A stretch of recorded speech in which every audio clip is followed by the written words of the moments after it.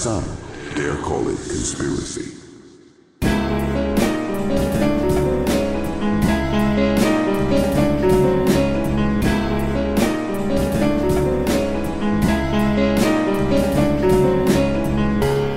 Welcome to the Some Dare Call It Conspiracy podcast, hosted by Brent Lee and Neil Sanders.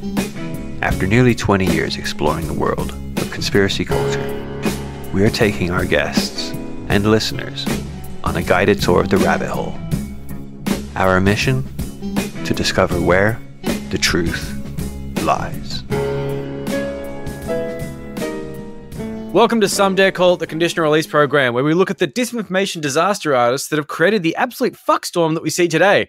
While the pandemic was an excellent chance for a great reset, as Klaus Schwab would say, it was also an excellent chance to do a great reset on people's brains. And fuck me, did they do that well. So if you listen to the podcast, you're well aware of what this means and probably finding it very difficult to reconcile. But we are going to unpack that idea today with Neil Sanders over here, who is one of the few people I can think of who seems to have a good grip on what the fuck is really going on. And I'm getting a little conspiratorial here. What's really going on? So, hey, Neil, thanks for joining us, man. I know. Thank you for having me, man. It's a pleasure. It's pleasure. So, I had Brent on a while ago. We talked about being sort of former conspiracy theorists, and that was cool. But I think I've got you here to speak as current conspiracy theorists, because I think that we are not necessarily former conspiracy theorists insofar as we still believe there's a conspiracy. It is just one which is a little different to the one that people know of as a general rule. That basically that there are ultra elites, mostly aligned with fossil fuels, but also just hyper capitalists. Like Peter Thiel's not like a fossil fuel guy. He's just a hyper capitalist, but he's also an absolute architect of disinformation and nightmarish concepts which become normalized through vast networks of think tanks and media outlets. This is the thing I think that we see eye to eye on. The fact that hyper-capitalists have basically taken the alternative media and turned it into something that pushes their agenda while, and God, this hurts me, they talk about how bad the elites are. For fuck's sake. It's painful to watch. It's quite clever, though, actually, and it's been a culmination of several things, basically. Like, it's a lot of things have come from Heritage, the Foundation, think tank, and CMP. Christ, I sound like Alex Jones. But you sound like Alex Jones in 2002, which is fine, it's different. And there was a sort of Gamergate was involved, the proliferation of the internet, the sort of way that people can be hijacked through emotion. It's also connected to Fox News, and the way that they portray news and the sort of the techniques that came from sort of the Roger Ailes thought, which also basically ties back to the Tea Party and the John Birch Society, which is a sort of crazy Christian think tank in America, where basically Alex Jones got his start. Like, it's the book Non-Dare Call It Conspiracy by Gary Allen, which was one of the sort of first books that spoke about or popularized this theory of a world communist new world order. Basically, the commies are going to take over the world and turn it into a sort of totalitarian state. And I forget whether that book says that they might happen to be Jewish as well. I think it might. It does often. I think it tends to err on that sort of side as well. Yeah, they do. This has been coming a long while, to be quite honest. Like, we were talking just before going on air, like, about the sort of the shift in the politics of conspiracy theories. And one of the sort of starkest ones that I saw was Alex Jones, because recently I was listening to, I've got into Knowledge Fight in a big way. It's cracking. It's a great podcast. Yeah, it's fabulous. And in his more recent ones, like, for example, there was one the other day where he went on Stephen Crowder's show, and people phoned up and said, maybe we should make being homosexual illegal.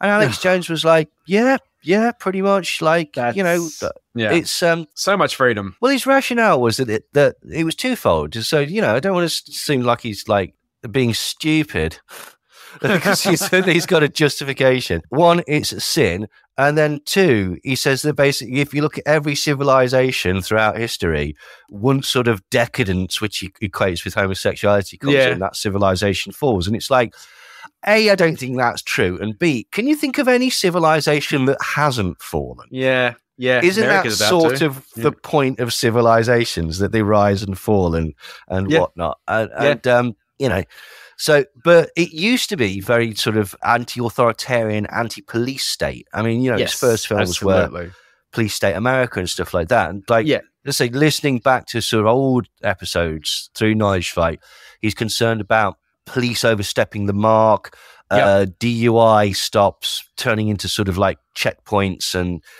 putting DNA things harvesting or something. All of this sort of things, like and the shift to nowadays, where basically he's very, very pro-police.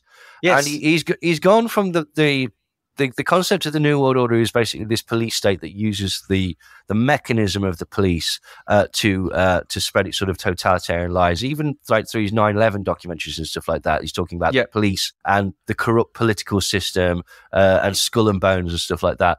Now, for some whatever reason, he's shifted to there are certain people within politics that you can trust because they have the right values, which happen to be sort of very, very right-wing Christian, some might even say fascist ideals. They hate the gays enough. Yeah, exactly. And now that the mechanism of the New World Order is gay people, trans people, immigrants, and general sort of foreigners and decadence and stuff like that.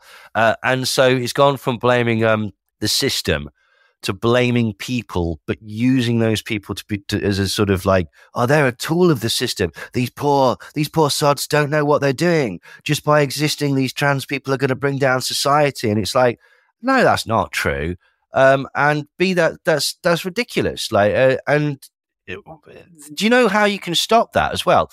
By just not being a complete bigot. If that is society's like the New World Order's plot, I'm going to undermine the world by having trans people exist. If I don't care, it's not undermined the world, has it? Absolutely. Okay. Like that is massively one of the parts of this that really gives me the shits, because I think it's always implied the Jews are behind this. But basically, by normalizing trans people and encouraging transition and things like that, what we're doing is we are making society into a sort of degenerate form, which will then lead to the downfall. But the link between we're degenerating society, which obviously fundamentally disagree with, but let's just go with it, and then the downfall of society, I'm not sure where that happens. Like, is that because we've got too many sissy men and we can't have a military? What? Because like 0.1% of the population decide to transition, that we're no longer going to be able to shoot people of a different color? What the fuck are you talking about? Like, there's just no basis, and it's really dumb. But of course, no one ever accused this of being smart. Well, I mean, this is true. But again, it comes from it's annoying in a couple of ways, because basically it's doing the thing that the conspiracy world told people not to do, not to be tricked by the media. Like, you remember when it was sort of 9/11 and stuff like that? Don't fall for the media's demonization of Islam. People who happen to be Muslim are just the same as you and I, because basically, because everybody is, obviously. Yeah. And the media are going to use this as a demon, as a boogeyman, so that all the attention is drawn to them, rather than the way that the system is creating. Because we always must have an enemy, and the enemy was the Muslims. And what was next? We're always, what's going to be next after this? But that was the thing. It was a scapegoat. Yeah, but now this is what the conspiracy movement are doing themselves, and they're echoing fascist rhetoric. Like, I mean, yes, it's coming from people like Trump and Braverman as well. They're talking about the poisoning of the blood of the country. But there's several things that are explicitly fascist that are coming across in the conspiracy world at the minute. One is basically the hierarchies of people, this idea that, we'll tolerate the gays, but we don't like the trans and stuff like that. It's like, well, that's despicable, because basically you're almost creating like an apartheid system of who is worthy to be a people. And you know what the next step of that is? It's eugenics. Yes, it is. Like this is the point. You have to justify being your existence. And then the other thing that is particularly fascist, there's two others. One is this rise of the Superman, this concept of Trump as Rambo, or hard men created by hard times and stuff like that. And which is the irony of that is it's this masculinity is just incredibly homoerotic. Absolutely. Which none of them seem to sort of like see the irony of that. No. But also this concept of the world or countries or ideas as like an organism, and a sort of a pure organism. And the idea that either sort of like the introduction of woke mind virus, or the introduction of too many foreigners of fighting age, essentially sort of like degenerates that, or sort of like in some way sort of makes the organism ill. Yes, it breaks a cycle. And these are explicitly fascist ideas that are being very, very sort of like taken up by, and the irony of this is that it's taken up by very, very right-wing businessmen and politicians, and then the conspiracy crowd, who for some reason think that these right-wing politicians and businessmen and hyper-capitalists are in some way anti-establishment. Yeah, and also their mates, like, have their best interests at heart, which is completely insane. Yeah. Like, someone like Marjorie Taylor Greene could not give a left-handed fuck about you and your family trying to make mortgage repayments. Genuinely doesn't register on any of her radars. And that's fine. They're so self-serving, and it's so totally self-serving. They're so self-serving. I just don't know why you'd support that. It's fine to do that insofar as I believe in a general sense of freedom. I also believe that someone like that should never be elected, because you would never look at that and think that's a good idea. But of course, once you see the cultural aspect of things, you don't think about the fact that she is a self-serving, basically just sort of vulture. That is very much obscured by the fact that she's, on your side with all the hot button issues that gets her banned from social media networks. I mean, like, that's not a virtue. It's shit. It's horrible, right? And particularly in the internet, because obviously you got the disconnect of sort of getting vicariously through the screen and stuff like that. But the reason that people like her and Boba and even Trump are popular is because it's empowering to be an arsehole. Yes. It makes you feel good to shit on other people and to feel superior.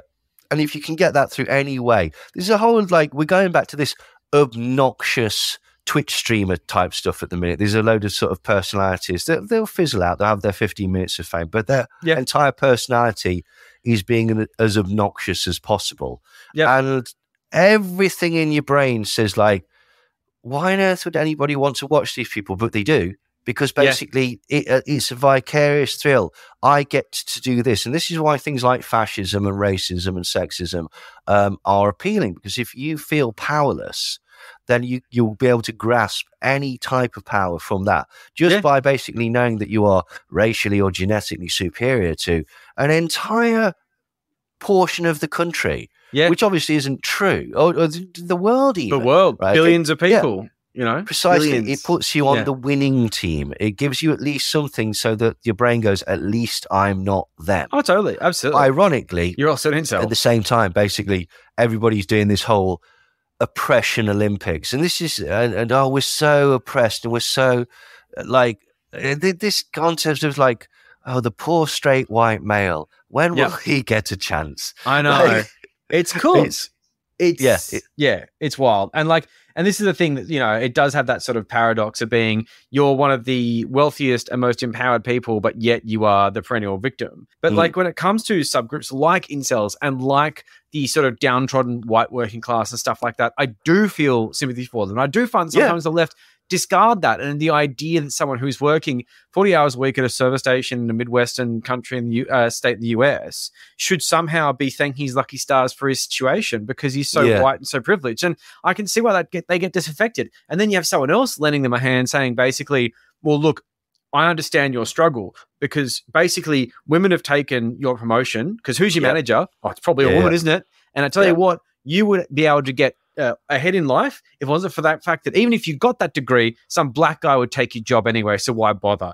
And then you turn around and you do the bidding of these people who are literally designing the system to stop you from getting ahead because the one thing they need is that store you work for, which is a part of a 450 store chain, needs to make sure that you never bargain for your conditions, that you never yearn for more because your low wages build their mansions. Yeah, totally. It's fucking torture. I'll tell you one of the best examples that's come out of that recently is through the COVID inquiry. Okay. Now, as you the Bridget know, one. like, yeah, the British one. Like, there was the Bridget one. Wasn't it Bridget? No, Bridget was... No, Bridget, basically, what Bridget did was he hired a room next to... okay. And he got a load of fucking, like, idiots. Malone was in there. Kirsch was in there. Yeah, that bloke whose legs grew back was in there. What? there's a guy, and he's a con man. He pretends to be a doctor or a scientist or something. And one of his previous grifts was that he'd lost his legs. Yeah, okay. Now, obviously, the internet never forgets, and like he's got legs. And it's like, brilliant.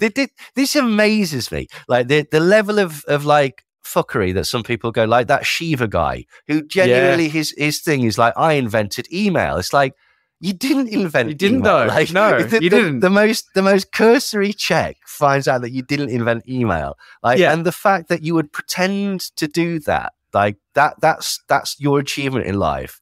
The internet kind of does forget, though. You know, like they do get past these things so easily. Well, yeah.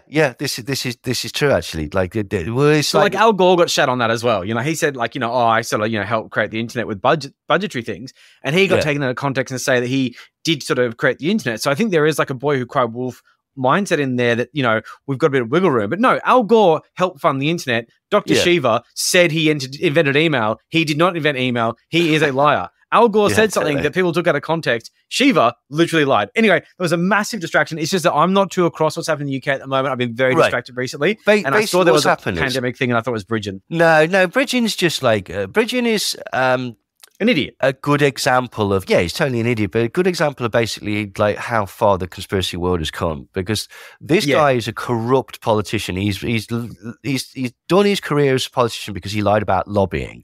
And basically that's right. He's now got absolutely no reputation. And sooner or later, he's going to be ousted as an MP because basically like his term will useless. be done. So what he's done is he's gone, shit, what can I do? I've got these lemons. Let's try and make lemonade. He noticed the demographic of conspiracy theorists and basically looked at idiots like Piers Corbyn and all these. Yeah, twats. Exactly. And basically, he's done exactly what Russell Brand and what Lawrence Fox and what GB News and what all these other people have. They've identified a marketable demographic and gone. If I say vaccines are bad, George Soros, something. Then people will go, oh my God, you're on our side. You're so wise. You know the score. Can I send you some money? And that's exactly what Andrew Bridgen has done, basically. Yeah. But in the UK, there's been an inquiry into the way that the government handled COVID. An actual one. Yeah, a proper one. And I don't think it's legally binding, but the long and short of it is that basically they're discovering that the UK government ignored the scientists that were advising them. They got a whole different set of scientists in who basically like talk shite because they were financed by donors to the Conservative Party. Yep. Now, this is going to sound ridiculous because it is ridiculous, but it is. The long and short of it is they waited to lock down and then they didn't lock down properly and they avoided all the measures that they should have done. Do you know for why? Right, okay, I'd put it that it was the oil industry because the anti-lockdown protests in America, for example, were actually arranged by the Heritage Foundation. Yeah, the Heritage Foundation has got absolutely no interest in helping workers at all. So basically, they just wanted to get people back to work. But oil went negative. Well, oil did go negative, and that was part of it. But in the UK, one of the things that has come out, that I think it was the Daily Mail or it might have been Murdoch, I forget. But basically, the reason that the Tory donors opposed the lockdown and this influenced the government policy was because they said, if people aren't going to work and they aren't commuting to work, they're not going to be buying newspapers. They'll only be going online to read the news, and that harms our revenue. So people were sacrificed in the UK so that people would buy newspapers. That is a genuine conspiracy. We've got evidence for it. We know the people involved in it. We understand the motivation, and it resulted in the death of people. But we're not interested in that. We're interested in a fucking fantasy where the phone system killed people, or doctors and nurses killed people, or viruses don't exist because we're twats that can't cope with reality, basically. And it's sad. Like, David Icke nicked an idea from Thomas Cowan right at the beginning of the pandemic and basically, it's the phone system. And he's pretending that he never said this now. But what he was a bit slippery even at the time. What he said was that basically COVID doesn't exist, and miraculously, the symptoms that COVID seems to cause are also symptoms of radiation poisoning, which can be caused by 5G, because although it doesn't penetrate the skin is the biggest organ on the body, and so it gets into you like that. That was exactly what he said, because I was working with him at the time, and when that's bollocks, that. Yeah. But anyway, so it is.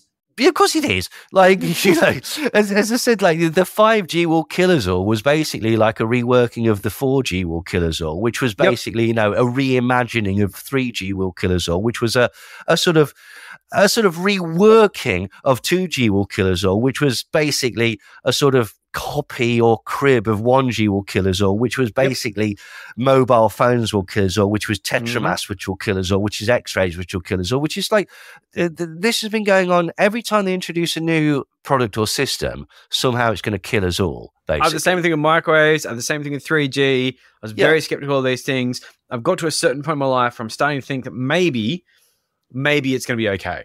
Yeah, I mean, like, it's probably going to be fine. I dated someone for a bit who worked in this field of electromagnetic fields and things like that. And one day I was with her and I was just like, okay, is there anything? And she's like, nah. I'm like, okay, but like, is there going to be anything? Nah. And I'm like, okay, I'm just going to take your word for it because you study this. And then as this sort of things went on, I was like, do you get like, oh, you worry about getting threats? It's like, yep. And then later on I contacted her. I hadn't seen her for a while. I'm just like, okay, now 5G, you're getting threats. It's like, yeah, I'm getting threats. And you're like, fuck's sake. Because she goes on TV and says, no, 5G is nothing to worry about. And then people get on there and go, you're a murderer. You're a part of the New World Order. Yeah, absolutely. But again, this is the stupid thing, isn't it? And going back to COVID, basically by promoting this idea of 5G and by ignoring the fact that there was government malpractice essentially that caused the death of people because they got to stick to their narrative. Yeah. The conspiracy world has actually helped the government cover up all these deaths. Massively.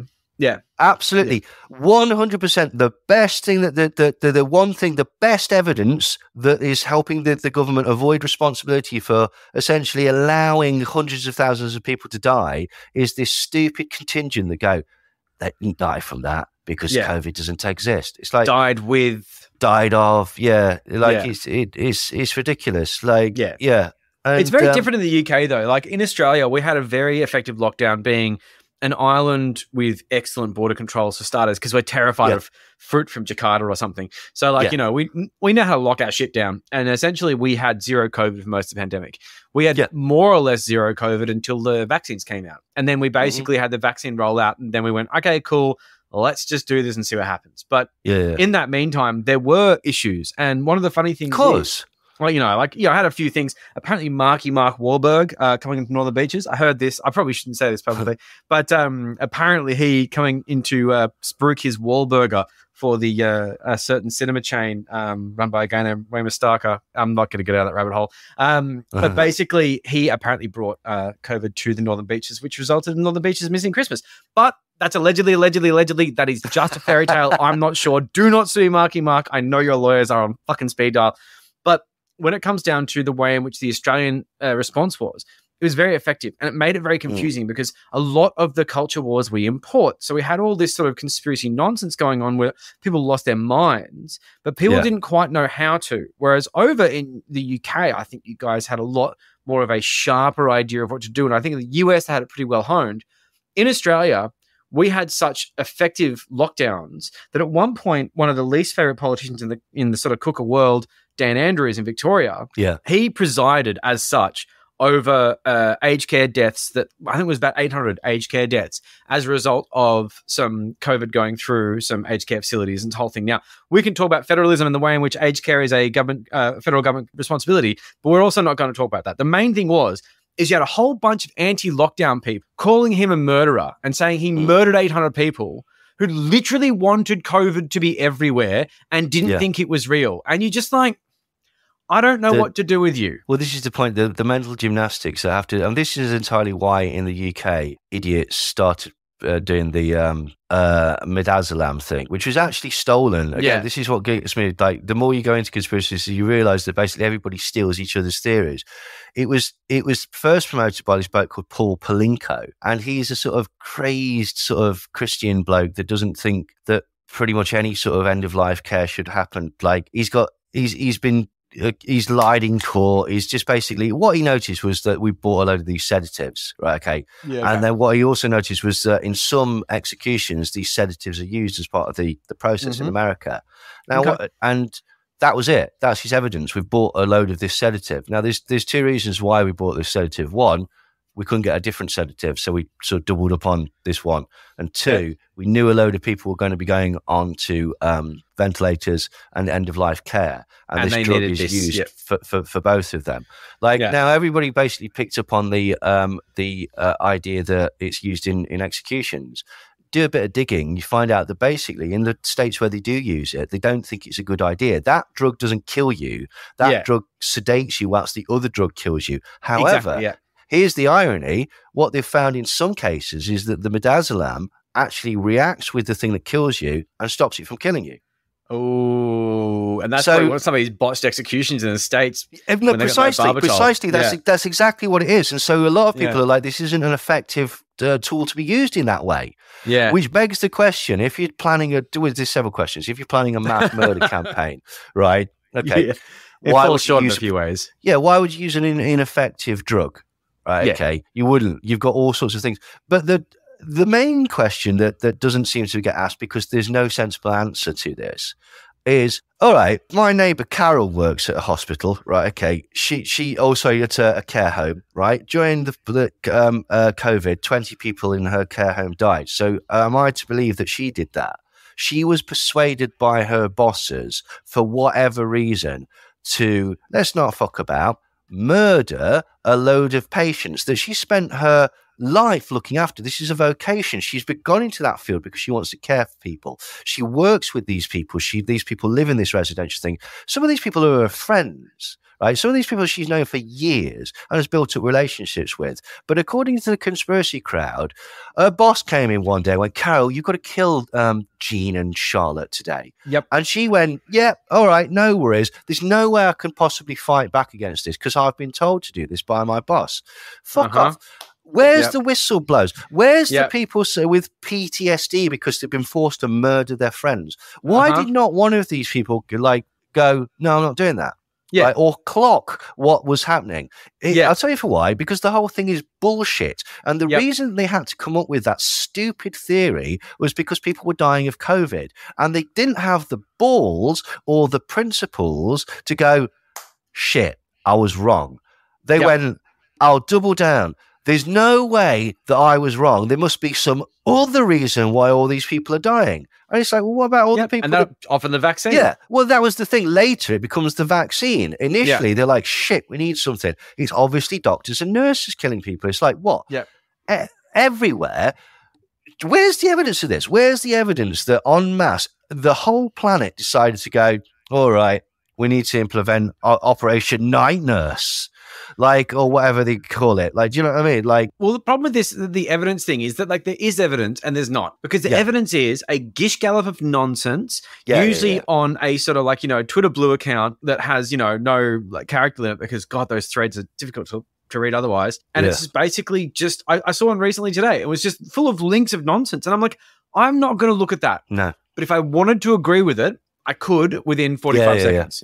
And that's the thing. So I find I totally agree that there is no evidence, but we're at a certain point where there is such a cottage industry of underlings underneath this thing. Of bullshit. Yeah, exactly. Because when you look at it, right, so if we peel this back, we've got some pretty easy to sort of distinguish puppet masters and the whole sort of thing with your Mercers, with your sort of Turning Point USAs, with your basic media outlets and organizers and weaponizers of bullshit. You've got your Bannon, who's definitely a master of the art, and also, like you say, with Gamergate, Bannon saw Gamergate happen and absolutely weaponized it. Somehow 4chan became useful, and goddamn did they. How bizarre, because look at QAnon and all that sort of thing. Oh, yeah, absolutely. It's just mental. The Donald and stuff like that. Stuff like that. I mean, they've managed to really sort of mobilize these sort of troops to basically flood the zone with shit, of course. Yeah, precisely, yeah. And then, you sort of stretch into this thing of these interests, these sort of moneyed interests have found this ability to just shepherd these people into their beliefs, but do it under a guise of something else. And then they have this amazing ability of doing like also almost like a multi-level marketing scheme of a downline of people who will do it for scraps. So you've got some girl in Florida named fucking Freedom Patriot 69 who's making $1,000 a week on Patreon because she says the right things at the right time, most of which she's getting from the scraps left on the table by people like Tucker Carlson, people like, you know, fucking Steven Crowder, people like Charlie Kirk's network of underlings, just this entire right-wing media ecosystem. And it's sort of become sort of self-sustaining in that regard, which is very tricky to get around because, like I say, when it comes to the idea of like there is no evidence, there should be no evidence. But what did Patriot fucking dickhead 69 say last week? I mean, it's a gish gallop of stuff you can't control anymore. Like the cat's kind of out of the bag. What the fuck do you do with that? There's nothing, and like it is problematic. Like there was an example the other day. I was watching these two people argue about the effectiveness of masks. And somebody put up this article and said, here you go, here's 70 peer-reviewed studies that show that masks don't work.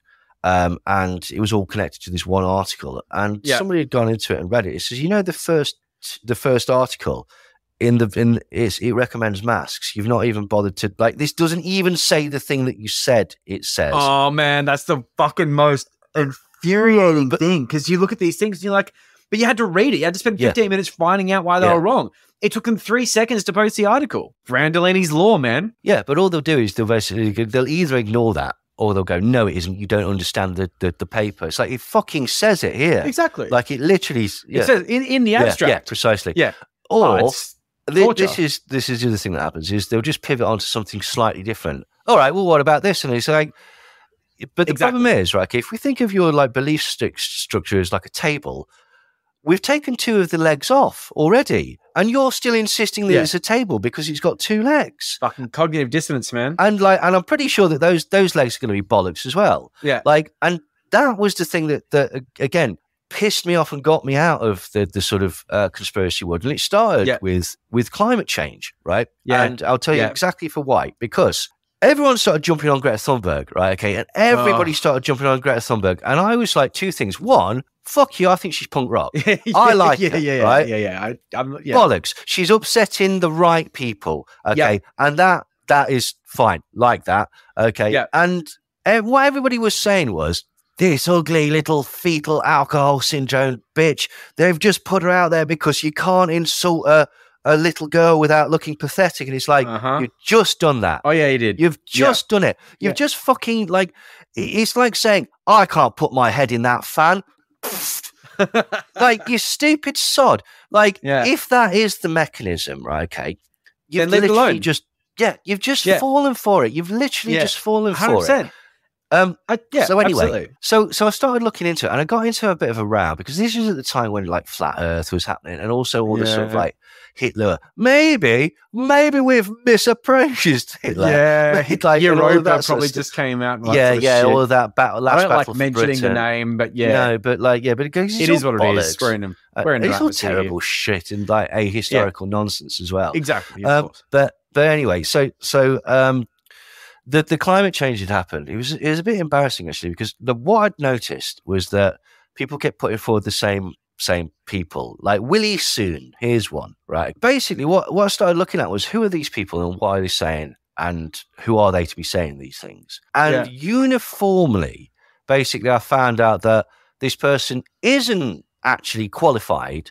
Like, they'll call him a scientist or a doctor or whatever, but he's a geologist. Yeah. And so he's not actually qualified to make the statements. He's not an expert in that field.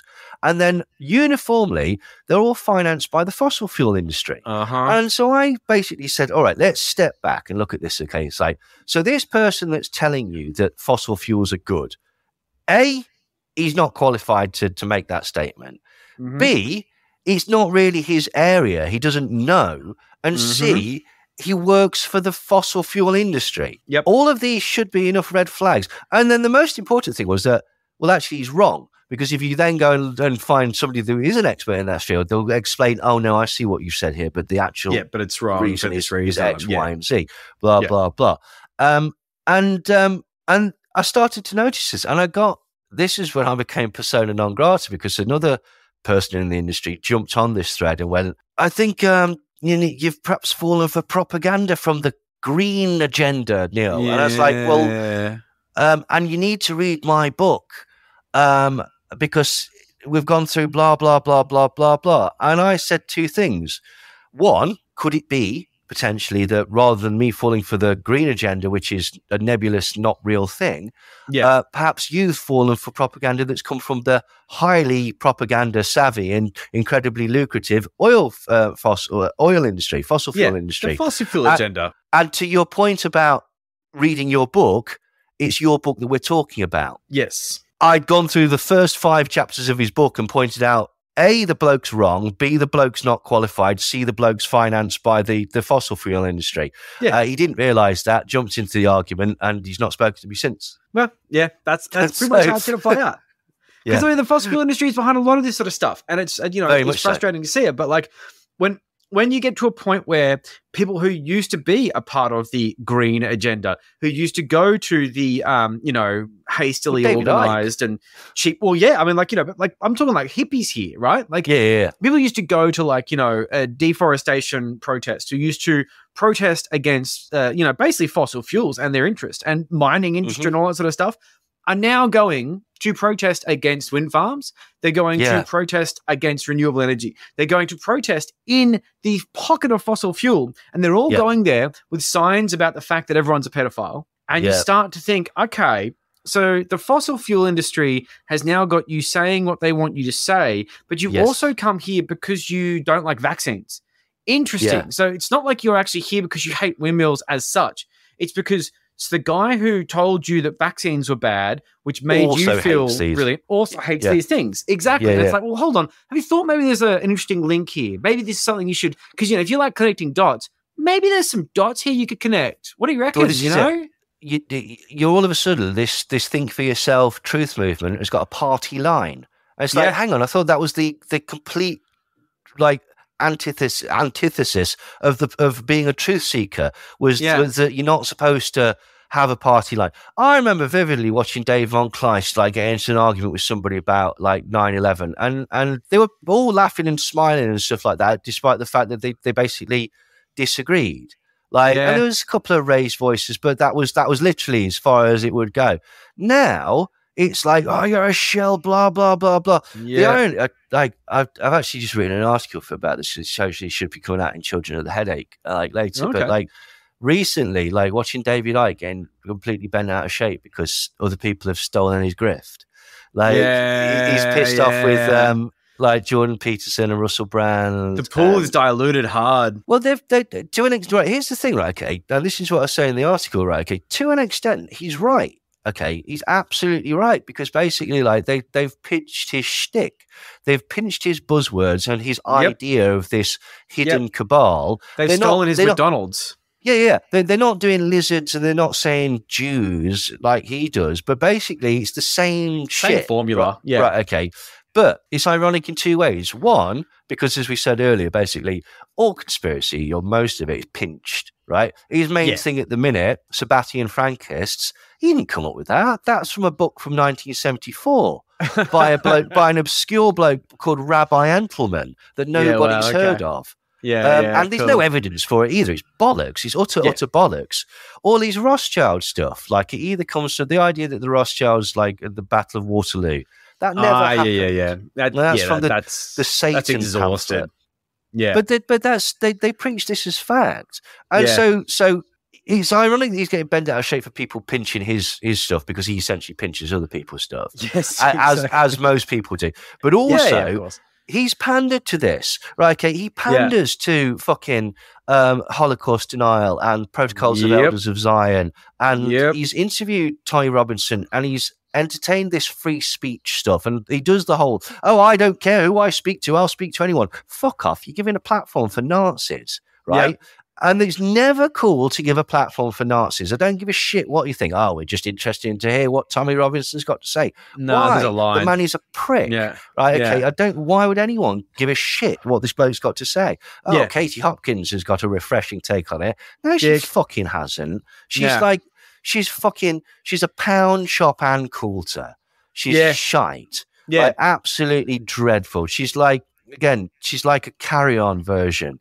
Like, she's just really like which is the Carry-On films. Like, she's like, She's like a I think even like an airline on the buses. Oh yeah. This, but again, so A, you pinch stuff, and B, you pander to these people, and you lie down with fucking dogs, you wake up with fleas. You were the one saying, "Oh, Russell Brand's actually kind of wise" and stuff like that, and then it turns out that A, he's a rapist, B, that he's been taking the piss out of you because of the reptiles thing, like promoting this concept of that Andrew Tate, like, "Oh, I don't agree with everything." What, you don't agree with him being a pimp and trafficking minors and stuff like that? Yeah, is that the bit you don't agree with? Oh, but he talks about strong men and blah blah blah and the need for this, and it's like, fuck off, just fuck off. No, he doesn't. Nothing about what he says is admirable. It's pathetic. No, it's just toxic nonsense. Brand is an interesting one though. Like, what I will give Brand credit for insofar as that many moons ago, and I think may have been you, or because someone said if you ever liked Brand, you're an idiot, and I thought it might have been you, but like, he used to have a lot of. That's the sort of thing I do say. And I was like, I think it was either you or someone else. And I was like, oh, well, I used to like him because I did like him. Yeah, there was a time because he was a leftist. Yes, he was. And very. Now, I didn't agree with his "don't vote is no point." Nah, that's sort of crap stupid. and stuff like. But there was a period when he was like, he seemed to be feeling out, sort of like, hang on, there's injustice in the world, and I don't like injustice and the stuff like that. The elite's a bit naughty, and we should talk about that. But there's no money in that. So basically, what he's done is he's gone the sort of like, there's the shell of that, but it's not. It's outrage fodder, isn't it? Like, this is the point. And I said, like, it all comes from that Fox News model, which is what Roger Ailes introduced, which is you basically, you introduce a personality and you have them talk about events. So Russell Brand, like, I'm just thinking, right? Maybe Klaus Schwab, blah, blah, blah. Or Tucker Carlson, who screws his face up like he's trying to work out 14 divided by 72. Yeah. I wonder, right, if... And it's like, it's such an obvious, like, I'm just questioning things. But basically, they'll just introduce stuff, and every topic is, have you heard of this existential threat that's going to change your life? There's nothing that you can do about it. They're called Jews. Yeah, well, often, there is that. But this is the point. And the reason that it works is because people like to get angry. You get angry, it gives you a buzz of dopamine, essentially. I think that was somewhat like, secondary to Roger Ailes' sort of intention as such. I think Roger Ailes initially had this idea of, I'm going to make a news network that doesn't fuck around, doesn't compromise, and is going to push conservative ideals. And then when they did this and they made this air of commentary and they created this new style of delivering news, I think the audience did the job for him, which is basically just go, I love this. I can't turn it off. I'm going to have this in the background of my house all day long, because every now and then, just like when I'm watching Test cricket and a wicket happens and I go, ooh, when someone says something inflammatory, my dick gets a little hard, and I really like how it makes me feel. I think Roger Ailes was a genius, but an accidental one. Oh, do you think? Right? I think it was architect. I think it was one of those things where he did this because he thought it was going to do something, and it did something else, and it was beyond anyone's belief. Yeah, no, that's fair. So it's like his monster's grown out of control, essentially. Yeah, absolutely. Yeah, but in a way that benefits him, in a way that he never thought that he could possibly have done. Because what happened was he controlled people. Well, that's what I was just about to say, actually, because it goes beyond sort of just like, oh, I see what you're saying. So like the initial thought is that'll keep people watching.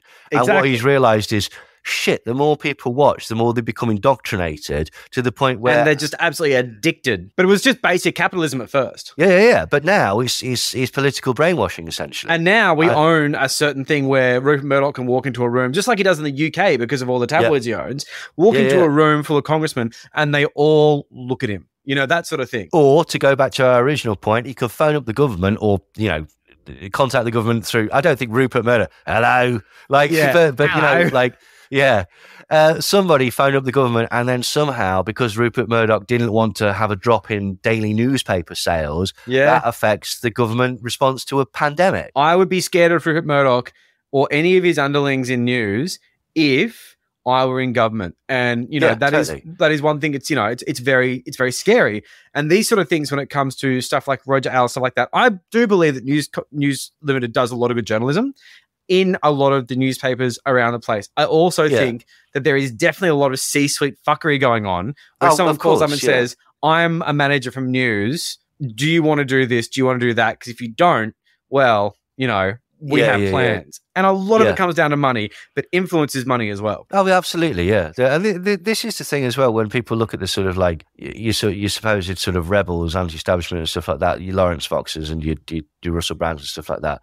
It'd be very interesting to see where some of the money is coming from or where it's going to. Absolutely. Like to see the balance sheet of some of these guys would just be fascinating. I mean, the obvious one, obviously, is like, you know, your Coke Industries, Turning Point UK, Turning Point USA and stuff like that. Yep. John Mappin, for example, who's the head of Turning Point UK, he's the guy who's got the Camelot Castle in the UK, in Cornwall, and he's the person that seems to be sort of throwing money at sort of lower level people like Piers Corbyn and keeping him going. Yeah, basically. Yeah. Piers Corbyn wouldn't live well. He's gross. No, yeah, God. He'd be eating very badly. Yeah, I can't. I imagine his house is very pleasant. Like, no. but this is the thing again. They're coming from this sort of big business. The irony of GB News. Do you get GB News? No, we don't. But I know about it to a certain extent. And I must say, GB News. It's on the radar. I think it's gonna. Its tentacles will come here. Well, I mean, it's interesting because it's just losing money hand over fist. Because is it? Oh, absolutely, yeah, because like it can't attract.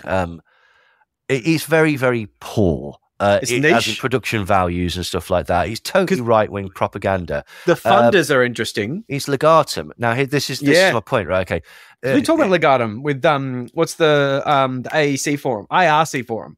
Yeah, which is the one that Jordan Peterson is connected the Jordan Peterson thing. But Jordan Peterson is just a mascot for it. Absolutely. It's Legatum who's doing it. Yeah, quite. And Legatum is financed through various sort of like nodes by Coke Industries, essentially. Well, Legatum being a Dubai-based venture fund. Now, that's the sort of thing that would usually like, you know, raise our sort of hackles and basically go, yes, maybe this is the sort of thing that can't be trusted. But it's been embraced by the conspiracy world because, again, apparently they're contrarian, anti-establishment. Again, they're just basically telling you exactly what you want to hear. There is nothing more punk rock than a Dubai shady venture capital firm funding a news network, right? But do you know the guy that actually owns it, or is the CEO? His name's Sir Paul Marshall, right? Do you know where I don't know, but yeah. Do you know where his hedge fund got its start? Oh God, what? He got a loan from George Soros. Now, I don't care about that. That is a comic book thing. But this is the point, right? That should be the thing that sets all the the conspiracy crowd off. But again, the conspiracy crowd, the do your own research crowd, often don't do that deep research. They don't give a fuck. No, like this is the thing. So again, the irony is that the GB News, whilst it sets itself up to be this sort of alternative to say the Beeb or whatever, like and the elites, right? Yeah, which is fucking stupid as well. Like, but yeah, Dubai investment money is not elites. I mean, well, this is the point. Like, it is the opposite of what it claims to be. But also, this idea that the BBC is this great big sort of woke left wing organization. It's like, if only, in what fucking world? Like, do you know, like they've had the most used guest on Question Time, which is a sort of political debate thing, is Nigel Farage, who doesn't even have a fucking political party. Why are we giving, again, platforms to these terrible, terrible people? I find that hard, Well, what that gets me is like, people go, they're so woke, the BBC. It's like, what? Sorry, why is it woke? There's a black actor on it. Sorry, what? And that's literally it. Part of the time, it is that basically they've got this horrific thing about rewriting history and like telling you the truth that actually, you know, black people existed prior to 1955. Like, quite. Like, so, like, we have the same thing with the ABC here, which is the government broadcaster. And it's really painful because they can't step a foot right, because what happens is you have this intense right-wing scrutiny basically saying they're a leftist output, basically propaganda machine, where you can't be like that if you're the neutral government broadcaster. So we had a situation where a memo was sent around the ABC basically saying you must give equal time to the no and yes votes on the Indigenous voice constitutional amendment, the referendum. Oh, yeah.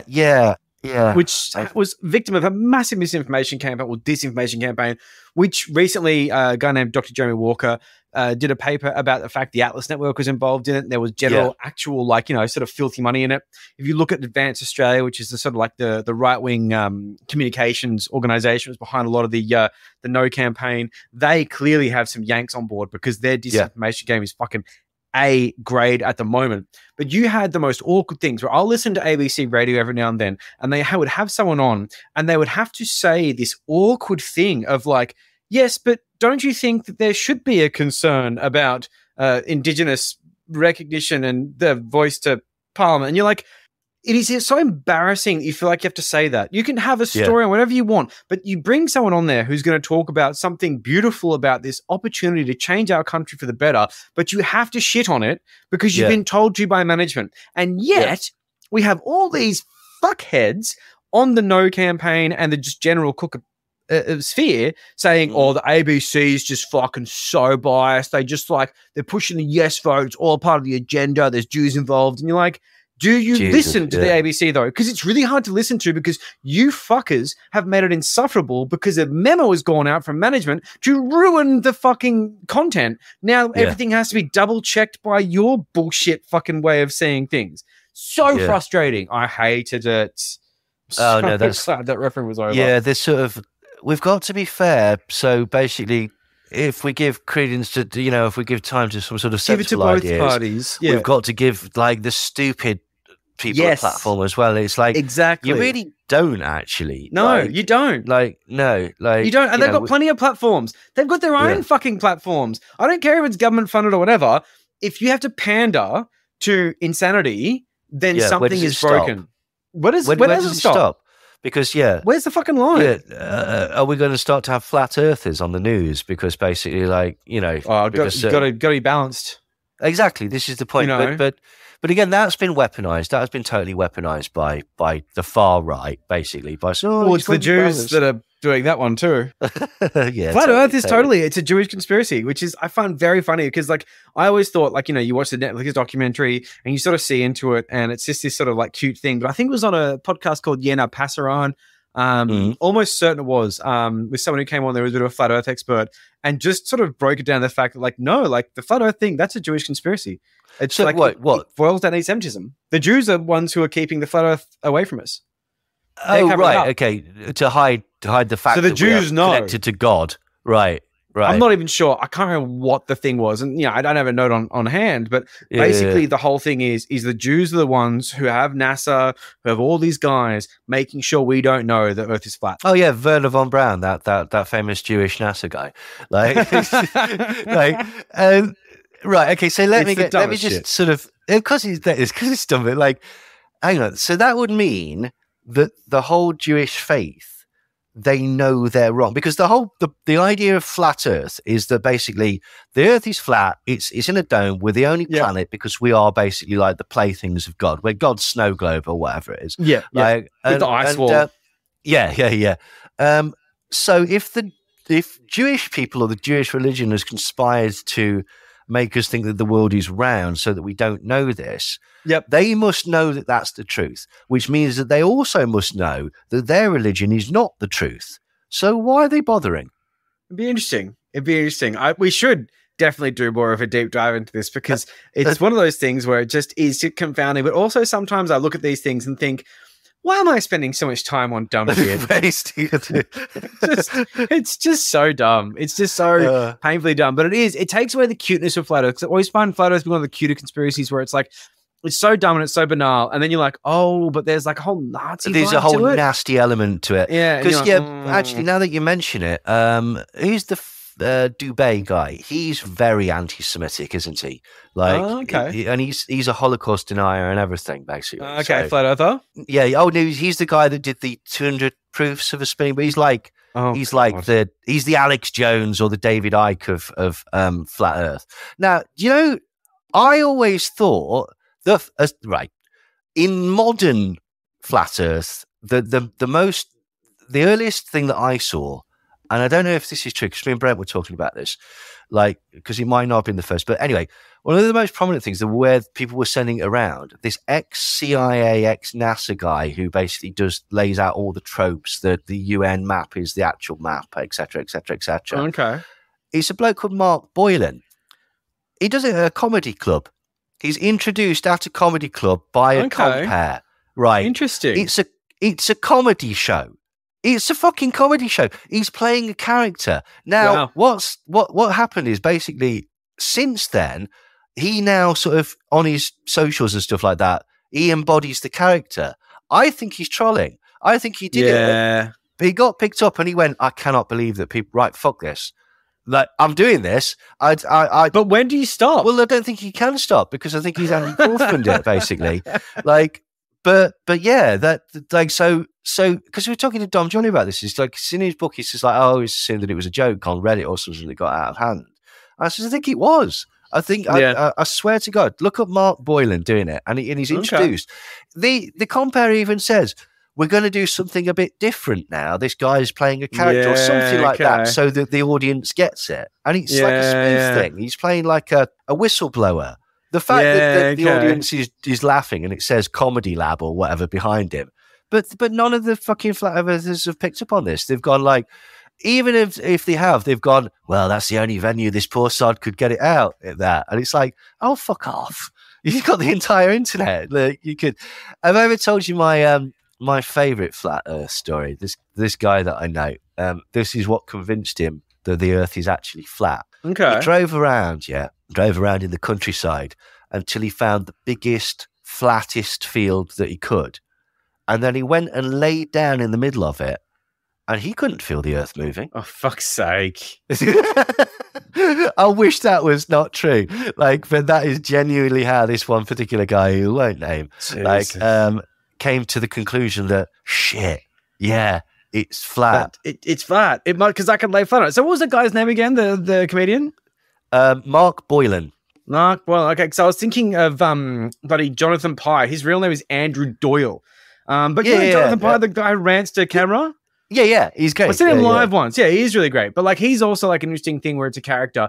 I think it'd be easy if you're a bit basic to think, okay, this is like Jonathan Pye must be a journalist. I mean, like, obviously, look at the thing. Yeah, well, that's the shtick, isn't it? Yeah, great character. But he doesn't break character. And like, he does. He does a really great job of it. But it's also one of those things where it's like, I think if you were to walk up to him and say, "Are you Jonathan Pye?" I'd be like, well, I mean, no, of course not. What do you mean? I mean, like, this is going to get much, you know? Yeah. But no, absolutely. But this is the thing. But I suspect that this guy basically got a bit of traction off it and went, "Oh, this is brilliant." Like, may as well take advantage of it. Well, it's a fabulous practical joke, isn't it? Like, do you know what I mean? This lad basically sort of like rekindled the thing. It's like those birds aren't real guys or whatnot. Yeah, the birds aren't real thing. Fucking hell. I remember there was a I think this is a bit of a detour. I won't go too far down it, but I can't remember the guys' names because it's a bit of off the cuff. But they did a thing for Bhopal, you know, like the Dow Chemicals tragedy in India. Oh yeah. And they did a thing called Golden Skeletons, where they went to a conference with a golden skeleton and explained how you can turn these tragedies where people die into money-making opportunities. And you had these guys in suits coming up going, man, that was so motivational. I mean, like, we've always looked at these situations as like the thing you'd never want to have. Man, like, you wake up in a cold sweat thinking that Bhopal happened to you. But, man, Bhopal's just an opportunity. Man, like, like, there are golden skeletons in there. And you're like, fuck, they did it. They actually did it. It's Golden Skeletons. Bhopal will have there's a video attached. It's great. Was it the Yes Men? Yes, it was the Yes Men. Yes, it was. It was the Yes Men. It was fantastic. I really enjoyed that real break from reality. But like, I think that sort of satire thing is really tricky now because I find satire quite depressing. Well, the problem with satire is that you know, this is the thing. This is why I'm feels too real. With this comedian. Yeah. You will, because there's so much now available. You can find somebody that's doing that genuinely with no satire. Like, do you know what I mean? Like, the amount of people that you come across and you go like, "Is this a joke? This a bloke, this alpha male bloke, Nick Alpha or something on Twitter?" Okay, so he's ours. He's Nick Adams. He's ours. He's a hard one. So he's actually from where I'm from. and as in Sydney, not as Australia as such. He was on a council here where one of his platforms was to basically kill all the pigeons, I believe. He's a very cooked individual, and the idea of whether he's taking this like alpha male thing seriously, I think it's still the jury's kind of out. But when it comes down to it, he is one of those guys that you think he's kidding, and then you find out that he had a platform to just eradicate pigeons from an area, and you're like, I don't know, man. I don't know. This is the fight. And then you get some other people that started off as satire, like that terrible ginger comedian that started off doing the sort of if meat eaters like acted like vegans and stuff Tim like that. Tim Minchin or something like that? Or? No, not Tim Minchin. No. He then took a load. He's got long ginger hair, and then he took a load of steroids and realised that actually, fuck me. You know the guy. JP Sears. That's a JP Sears, right? Okay. Yeah, he got real pilled. Yeah, but he used to be funny, and then he took a load of steroids and decided that rather than take the piss out of the wellness community, he was going to become the wellness community. Yeah, well, he became the conspiracy community. Now he just sits on trans people. And he's not funny anymore. The conspirituality guys, I think, do a really good job on him. Mm-hmm. They tear him to pieces. Yeah. Oh, good. I think there's some others that do as well. He's a real piece of shit, though. But this is the point. And then there was that Tiziana McGrath's for stuff that started off doing like which should have been funny. Yeah. And that shifted because that's where the audience was, and just went from basically pointing out wry things about how, like, you know, you can get tied up in this sexual gender politics and stuff, to basically just saying that anybody that isn't that questions their sexuality or gender is a maniac. And it's just and again, like, that's the problem, is that with they started off as satire and then sort of just became dreadful people, basically. It's fucking dark. Hello, initiates of the Some Dare Call It Conspiracy podcast. Dom Jolly here. How are you? Sorry to butt in, but I just wanted to let you know that I've written, a book that I'm very, very proud of called The Conspiracy Tourist, in which I travel around the world taking a look at the weird world of conspiracies, and I think you might like it. Not only that, but I'm touring the book and doing live shows all around England from the 28th of Feb to the end of March, and it would be smashing to see you there. I think you'd like it. If you are interested, go to my website, www.domjolly.tv. And now, on with the podcast. Thanks. Hey, initiates, it's me, Brent Lee. Just a quick intermission here before we get back into the episode to tell you about our new and improved Patreon. We've added a brand new initiate tier for those of you who want to listen to Some Dare Call It Conspiracy without the ads. This entry-level tier is only £2 a month. Or join our second-level tier and become a shill for just £4.50 a month. Not only will you get ad-free episodes of the podcast, you'll also have early access to every new episode up to a week before they're released to the public. And a premium episode made only for Patreons every month. Also included is a welcome pack of our previous content. Neil is giving you 4 of his books, including Now's the Only Thing That's Real, a re-examination of the Manson murders, motives, and mythos. I have got 8 albums to give you from my time back as a producer and rapper. And the great Nicholas C. Gray is giving you a copy of Headache Comics 4. Plus, an invitation to join our private Discord where you can chat to the Some Dare Call It community. And finally, the Handler tier. For £9 a month, you'll get everything I've already mentioned, but you'll also get an invitation to join us live every time we record an episode. You can hop in the chat and ask us or our guests anything during the session, and you'll get to see everything that goes on behind the scenes, including all of Neil's hot takes that I have to cut out of the final mix. So, please, if you can, do consider joining us on patreon.com/somedarecallitconspiracy. Now, let's get back to the show. So, I'm going to take you on a bit of a spin, and we're going to look at hypercapitalism. Woo. Because one of the things that I want to bring into this is sort of like a multi-level, multifaceted thing, and this is one of the things I want to pick your brain on. So, looking at something like the World Economic Forum and the Klaus Schwab. So, we've got George Soros, right? Open Societies Foundation genuinely does fund things that help BLM, and on the right is like a bogeyman, right? Yeah. Now we have been screaming about people like Bob Mercer and Peter Thiel endlessly into the void, and 7 people know about it. Whereas half the planet knows about how, George Soros, for a good reason. I mean, he was a fucking escaped the Holocaust and was an anti-fascist because he didn't like fascism for fairly good reasons. Yes. We still have the George Soros check as a joke. We don't so much joke about the fact that the Mercer check or the Thiel check or the Kirk check or any of these kind of like, Heartland check or that sort of thing. Yeah. There is a fossil fuel, sure, but also like a hyper-capitalist side to it. Like Peter Thiel's not a fossil fuel guy. He's a hyper-capitalist. Yeah, he's also a billionaire who spends a lot of time campaigning against his sexuality because he's gay, who spends a lot of time pushing climate change denial despite owning a giant island for when the climate emergency does happen near New Zealand. I mean, bro, like you're hedging your bet, sure, but like fuck you, because you could hedge your bets better by not pushing ideas that continue the status quo so we all melt. Thanks, Bo. But the thing that I find like, sort of interesting in the culmination of this, definitely more of a statement than a question, is like with the Klaus Schwab thing, with the World Economic Forum, the way in which the conspiratorial right demonize the World Economic Forum, who are essentially capitalists who see things like crisis and want to exploit it. And they see things like artificial intelligence, and they just want to make sure that if they do implement artificial intelligence, they can maximize their profits without destroying the society they're trying to make money from. At no point do I think they're doing this for good reason. No. Or give the appearance of not wanting to destroy it is more accurate. Yeah, like, or so they can self-regulate. Yeah. Oh, totally.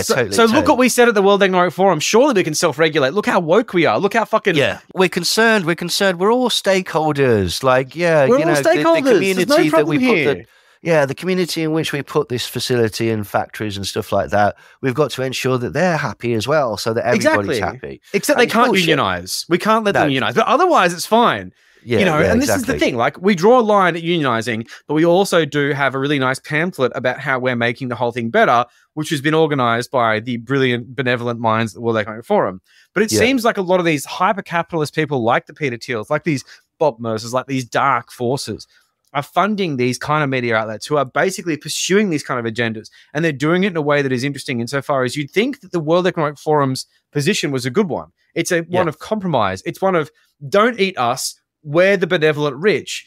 And instead, it's this thing of like, no, fuck them. They're pussies. They need to harden up because we're not going to take this 3/4 approach. No, we want everything. We want every single scarrot. Well, I mean, the irony is that basically, regardless of which system that you use, stakeholder or shareholder capitalism, like basically, it's still fucking capitalism.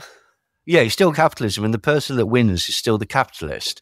Like, so that's the thing. I mean, the WF, right, says that it's interested in this thing called stakeholder capitalism, which basically means that like, we're interested in the effects of business as well. We want the community to be happy because if the community's happy, we can be more profitable. Everyone should profit. Yeah, as people like Naomi Klein and stuff have pointed out, it's like, all these problems that you're trying to solve or giving the appearance of solving, you fucking caused them. Right, it was you that did it in the first place. And the World Economic Forum has been basically saying that it will sort out all these problems that it caused ever since it started in the 70s or wherever it started. Right? So if it's not done it yet, it's not going to do it. Right? Okay. No, you can't solve the problem because that is basically ending the business model. But the best way of describing it is looking at it like two different ways. Is The Wire and Gomorrah, right? Okay, so in The Wire, right, there's a load of drug dealers. What they do is, think of these as the capitalists. They roll up on the street and they set up on the corner and they violently defend their business. They give a shit about the community. They don't give a shit about their rivals. They're there and they're doing what they're doing and basically just making hardcore money. Yep. In Gomorrah, which is set in Italy, the mafia roll up on a housing estate, and they get everybody from the housing estate and have a meeting with them and say, we're going to start selling drugs here, okay, but we're only going to do it over here.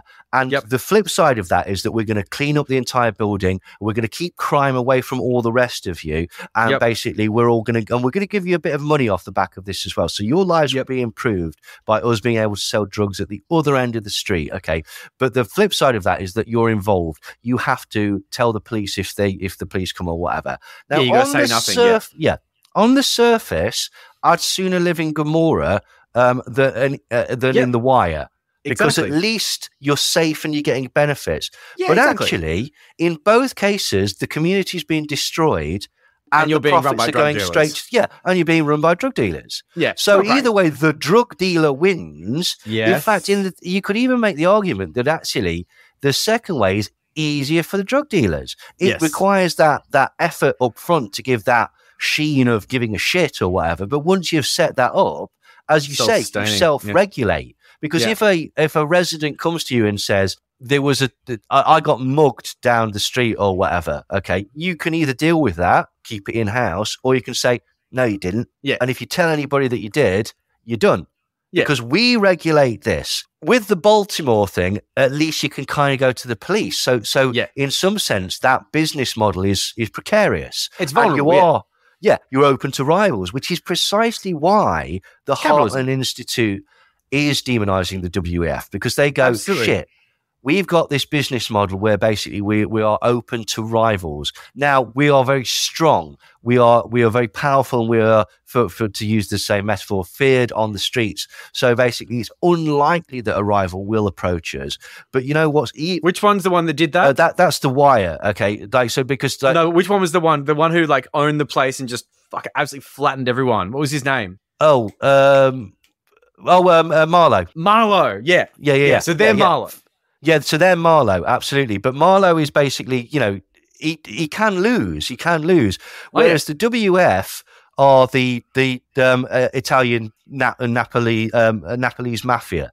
Mafia, basically. They've got the community sewn up. They are in the system, not sort of rogue sort of operating. They're not parallel to it. Yeah. And now, again, basically, just to sort of reiterate, in both systems, the drug dealer wins and the community loses. Absolutely. Yeah. But in the WEF version, it's more palatable to the community, and it's also more palatable to, if you continue the metaphor, politicians, local authorities, and stuff like that. Because you can be pictured with these people because they're local icons. They're businessmen. Yeah, absolutely. And also, basically, because there's no trouble, you can turn a blind eye. It's difficult to turn a blind eye to The Wire and Marlowe because there's bodies everywhere. Yeah. And there's junkies lining up the street, and they're stealing from the local residences to finance that. That's all seemingly under control in the Mafia version, in the WF version. It's not. It's just swept down the road. It's swept to a place where we can't see it. But you know those places where you can't see it, and here's the genius of the business model. So to use this sort of Napoli thing. So all the crime is now down the road in San Fernando or whatever. Okay. So what would be beneficial for the people of San Fernando? To get in touch with the WEF, the Napoli Mafia, and go, come here and sort. Yeah, fix us. Yeah. So it's genius. It's very, very nefarious, and because it sets up these huge sort of capitalist systems as guardians of the community and helpers of the community, and they're not doing that at all. They're basically like, it's problem, reaction, solution. Here's the fucking irony of it, okay, is that they create the problem, they've got a reaction, and they offer the solution. David Icke missed that. Solution. Yeah, David Icke's missed that by a country mile. He's doing the whole, it's Nazi totalitarianism, blah, blah, blah, blah. And make shit up. Yeah, basically. Yeah. And they want you to eat the bugs and live in pod homes and stuff like that. They don't give a shit. No, they don't. They really don't care. No, they don't. And the thing with bugs is realistically what bugs are is, they're going to use them for things like chicken feed, for the most part, because that's what chickens are meant to eat anyway. But you also have this situation where maybe we'll use like bugs for flour and things like that. Sure. But at the end of the day, what the bugs are really about is a few people wanting to sell bugs because A, they're going to make money, and B, the third world are getting hungry and they're starting to expect food. And we're in a situation, Westerners aren't going to eat bugs. Well, the irony of it, developing world can eat bugs. Well, the irony of it is that at present, it is more cost effective to make premium beef than it is to farm crickets. Yeah, and that won't last forever because the economy of course it won't. Like, absolutely. But at the minute, bugs, so to speak, whether they are in, you get some sort of like whey protein for like gym buds and stuff like that, that contains it and stuff like that. So much more expensive. Exactly, they're luxury items. They're not. They're not. Yeah. This is the point. The idea is that it's cheap because you see insects everywhere or whatever. Well, but it's cheap because of the New World Order. Basically, it has to be because otherwise, what's the point, right? It has to follow the logic. But again, this is the thing. It's this existential threat as well, and they kind of tie it with climate change as well. It's like they want you to stop eating beef. Don't you like beef? I do like beef. Would you prefer to eat a scorpion? No, not really. Well, that's what they're going to do. Like, I'm telling you right now, it's scorpions on toast from here on in. Yeah. And, but again, it's that existential threat and blah, blah, blah. But yeah, when it boils down to it, like, to be under no illusions, whilst we're saying that the WF isn't the sort of New World Order in the same way that the sort of the silly conspiracy theory says, it doesn't mean that they're good guys. No. They're lobbyists. They're as you say, hyper-capitalists. They don't give a shit about normal people. But that's kind of the weird thing about conspiracy theories is that they think that you're being persecuted. The sad reality of it is you're not even on their fucking radar. No. Like, they don't know you exist and they don't care that you exist. They don't care right? at all. They don't want you to live in a pod. They don't want you to eat the bugs. They like... like when toddlers basically like close their eyes and think the world has gone away. That's what you are to them, right? Okay, you do not exist. They don't give a shit about you. Like on a very base level, they might give a shit in as much as they want to retain their position. Well, you're a customer. Yeah. You're a customer and you're an annoyance, sort of and you're a resource. Yeah, like, and they'd rather keep you to an extent. But when it comes down to it, if you stop drinking Bud Light, then you're probably going to drink Bush instead. And that's fine because it's the same company and everything's fine. Bud Light is actually it has had a massive resurgence in its profitability. And so how that's been spun, because if you remember, everybody was going to boycott Bud Light. They were trying. You know what was stupid about that? About that Dylan Mulvaney thing, right? Yeah. And the way that it was framed, I thought that her face had been put on like cans that were to be sold in the store. Mm-hmm. They weren't. It was a promotional 4-pack that was sent to her and her alone. Specifically. Yeah. And it was one of those things where, of course, like, I've got a plug with CB right? And I plugged them at the start of the episode, and I sometimes wear their t-shirts for funsies because they sent them to me, no worries. But it's one of those things where it's like, it's just a plug thing. Like they've just sort of said, hey, would you like some free beer? Because we like your show. And I'm like, yeah, thanks for liking the show. Here's my address. Yeah, no, absolutely. But that was the thing. But again, because there's a problem with like accepting reality in the conspiracy world, particularly at the moment, that's been spun as that's because we've forced them to go for more wholesome advertising strategies from here on in. And it's like, you didn't force them to do anything because they didn't actually do the thing that you said that they did. And of course, they don't have to because they own all the brands anyway. Like, chances are the fucking beer you're defecting to is Anheuser-Busch.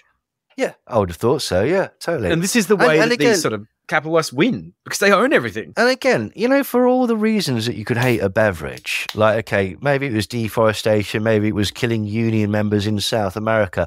No, it's for acknowledging that a trans person exists. Yeah, that's saying, well done. Yeah. And do you know how incredibly fragile? Which is fine, because when it comes down to it, it's hard to be that. What pisses me off about it is that, like, it's so incredibly fragile, and it's framed in this sort of gossamer thin sheen of masculinity. And like, I don't like trans people. It's like, let's be honest. The reason you don't like trans people is because you think that if you acknowledge their existence at some time, you might have to sleep with somebody that happens to be trans, which is never going to happen. No, but that is the paranoia. Not unless you want to. I can't possibly even just acknowledge they exist as a human being without somebody thinking that I might be gay. And it's like, A, so what? That's not a bad thing. It's 2023. And B, it's like, is that literally it? Is that how fragile that you are? That like, oh, he's talking to a trans person. He's clearly a homosexual. So why? How does that work? How does that work? It doesn't work at all. It's so. But even again, if you could tell, sometimes it's a situation where I'm sorry, mate, but you can't tell. People can pass. I mean, like this is the thing of the toilets. Like, mate. Like, the toilets is such a stupid thing. Like it's infuriating.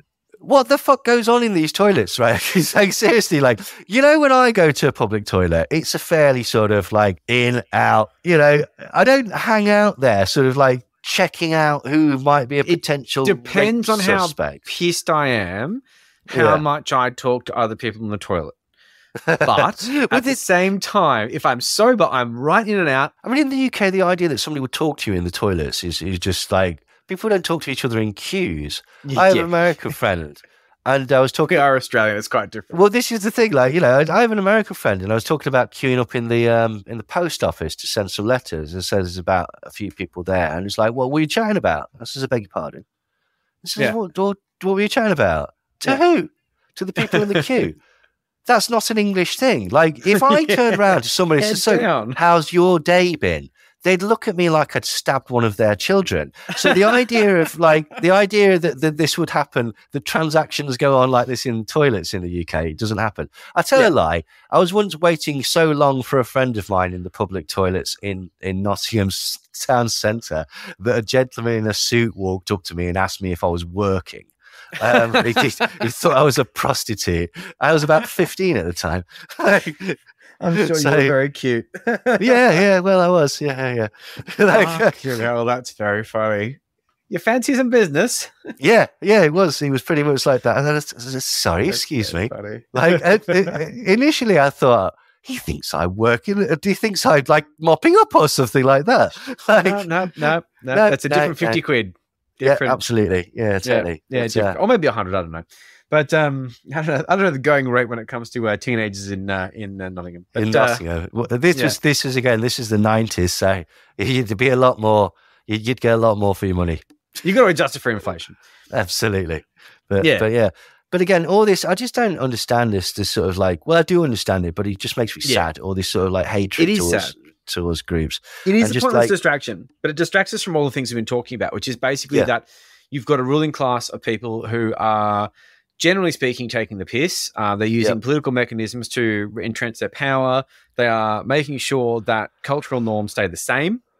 Yeah. And in doing that, what you can do is you can very much do like a Trojan horse of anti-feminist or sort of, anti-progressive action by basically saying, we don't think that this wild thing that doesn't exist should happen. For example, kids shouldn't transition at 8 years old. And you're okay, cool, fine. And it's like, so what next? Women voting? But I'm kidding. Yeah. But like, it's that thing. Like, they can easily couch other anti-progressive agendas within these fictitious, absurd things that don't really exist. Well, this idea that the trans agenda is that sort of older trans people are encouraging other people to become trans so that they can be gay with them. And it's like, who the fuck came up with this paranoid, like 11-year-old sort of like? It is an 11-year-old thing. It's so childish and schoolyard and stuff like that. And it's like, do you really think? This is one of the first things that I fell out with members of the conspiracy crowd. I had a big long rant with Richard D. Hall, who's the Manchester guy. Manchester guy, we talked about that extensively. Yeah. I was on his show and he was talking about the trans thing. And I says, it's not an agenda. Like, and he's, oh no, it is, Neil. And his sort of take on it was, well, I think it's to make money because, like, obviously, like, people are making money off these stock operations and things like that, right? But it was even less than that. It wasn't even like he'd not really thought it through. It was just like all these doctors that are doing the things, they're making big money. Pharma somehow, things like that. Yeah. And it was like, banal. How many people do you think transition? Right. Okay. Several things. Right. Okay. What I said was, right, and this was the only bit that they actually showed because basically they cut the entire sort of debate. I said, I think that people spend far too much time worrying about other people's genitals. Like, who gives a shit? Who gives a solitary shit? I said to him at the time, I was like, do you know any trans people? I know 2. Do you know any? No. So what do you give a shit about anyway? Yeah, and like, it's not and this part idea, of your universe. Well, it's the idea is that like these poor naive stupid people will be convinced. And I said, Richard, like, has anything that you've seen from any trans person ever made you think, fuck this, I'm going in the kitchen with a bread knife. Like, no, it Yeah. hasn't. Right? Okay. Right. Yeah. The people that make that decision to transition, regardless which way or whatever, it's not easy. The idea No. is that you can walk in and go, doctor, I saw a pink shirt the other day that I quite liked. Any way that you can turn me into a woman? Like, oh yeah, absolutely. Yeah, fuck it, we'll do it this afternoon. Like, it's not, you have to go through a huge amount of psychological profiling and stuff like that. Now, so this is the point. Do you think they think that other people are stupid and naive enough to be tricked into this thing? I was like, well, could you be tricked? No, never. No. So why do you think everybody else could be? Yeah. Like, oh, well, because they're not as wise as me. They're not looking at it from the perspective of me. And again, the idea that at some point in the future, someone's going to go, oh, God, I didn't want to be a woman after all. I was tricked by the New World Order for some reason. But there's like 3 or 4 of them, and they weaponize these people. And like, are there going to be some people that aren't happy? Right, okay. Yeah, of course. But they weaponize as the concept. Big time. Yeah. The idea of regret is a huge weaponization in the anti-trans community. Yeah, totally. What about all the people who regret not having it? Because they didn't have the opportunity. Yep. And now they're not passing and they feel like shit in their own bodies. Yeah. And you know what? These people that basically the huge amount of depression, huge amount of suicide and stuff like that. It's like, I'm not surprised. These poor fuckers are living this sort of existence that most of us couldn't even think of, feeling that they're trapped in the wrong body, and then when they want to do something about it to make their life or existence better, they get shit from fucking cunts. So there's an entire industry on shitting on them. So is that regret like even driven by, even in the sort of 3 or 4 people that they found, is it really actually driven by what you did, or is it driven by an uncaring society that you don't fit into for whatever reason? Right, It's impossible to think that that doesn't like work hand in hand. I mean, like you've got someone like Posey Parker who's being clearly paid to do what she does, going around selling T-shirts that say, "Oh, here's a dictionary definition of a woman, and you're not a part of it." And then you're meant to go, "Oh, but why are they so sad?" You're a schoolyard bully, weaponized by money to fuck with these people who are vulnerable. What did you think was going to happen, you psychotic numpty? And what gets me about it is that they position themselves as it's often done through a sort of veil of Christianity as well. It's like, the fucking hell. Like, where in the Bible says that, like, love thy neighbor, unless, of course, you disagree with their gender politics. Like, in which case you persecute the shit out of them. Yeah. Like, But Christianity's jumped the shark. Jesus, the sandal-wearing socialist, has, sort of spiritually died a long time ago. I find it very difficult to reconcile any of that stuff. I'm not religious. I know Brent is, and bless his heart for being so. But like when it comes to me in the sort of like, do I like Jesus in the sandal-wearing socialist sense? Yeah. I think there's some good lessons there. The Judeo-Christian ethics got some good shit to it. But generally speaking, it is that thing of like basically, I think Jesus probably would have shagged trans girl because let's face it, he was just hanging out, having some time, drinking some wine. Life is pretty good. I don't believe in the sort of like, the Jesus of the Midwest in America. That's basically, wants to shoot anyone that comes onto his property. Gun-toting Jesus. Yeah. It's just like, and I can't feel that. Is that Carter Arms still going off? The one that's run by the son of Reverend Sung Myung Moon, and the Trumps were very involved in it. And they have a statue of Jesus that's carrying a gold AK-47. Of course, that's so disgusting on so many dumb levels. But again, this concept of and this isn't Christianity, this is an interpretation of Christianity. I think you mentioned C Street earlier as well. The CNP and Douglas Coe and all of those guys and the family. They have the guys that run the prayer breakfast and were connected to Billy Graham and the bloke that did the Moral Majority, the other Jerry Falwell, and all of those evangelical Christian types and stuff like that. Their idea of Christianity is so skewed. It's basically hyper-capitalist. Well, it's hyper-capitalist, and it's just again the most childish excuse to just do whatever you want. It's like we're Christians and we know the word of God. But because we know the word of God, we're special, which means that we're allowed to sin, which means with impunity. And furthermore, nobody is allowed to judge us because you're not God. Yeah. And it's like, wow, what an incredible narcissistic setup. But there's a huge amount of people. Yeah. But like all your Kellyanne Conways and your Sarah Huckabees and your Mike Pences and your Mike Flynns, they all like conform to that idea. And then several other people who would sort of connected to the Trump administration as well. This idea that they're beyond reproach. And as Douglas Coe said, that basically, I think that the exact phrase, or paraphrasing what he said, was that like, well, although God was God to the sheep, he was also God to the wolf. And, you need wolves because otherwise, how can you define a sheep? And like all the way through this, you're like, basically, this is just an excuse to act like a wanker, isn't it? Yeah. Because like I know what a sheep is. I don't need a wolf to eat a sheep to make you realize to know what a sheep is. It's insane.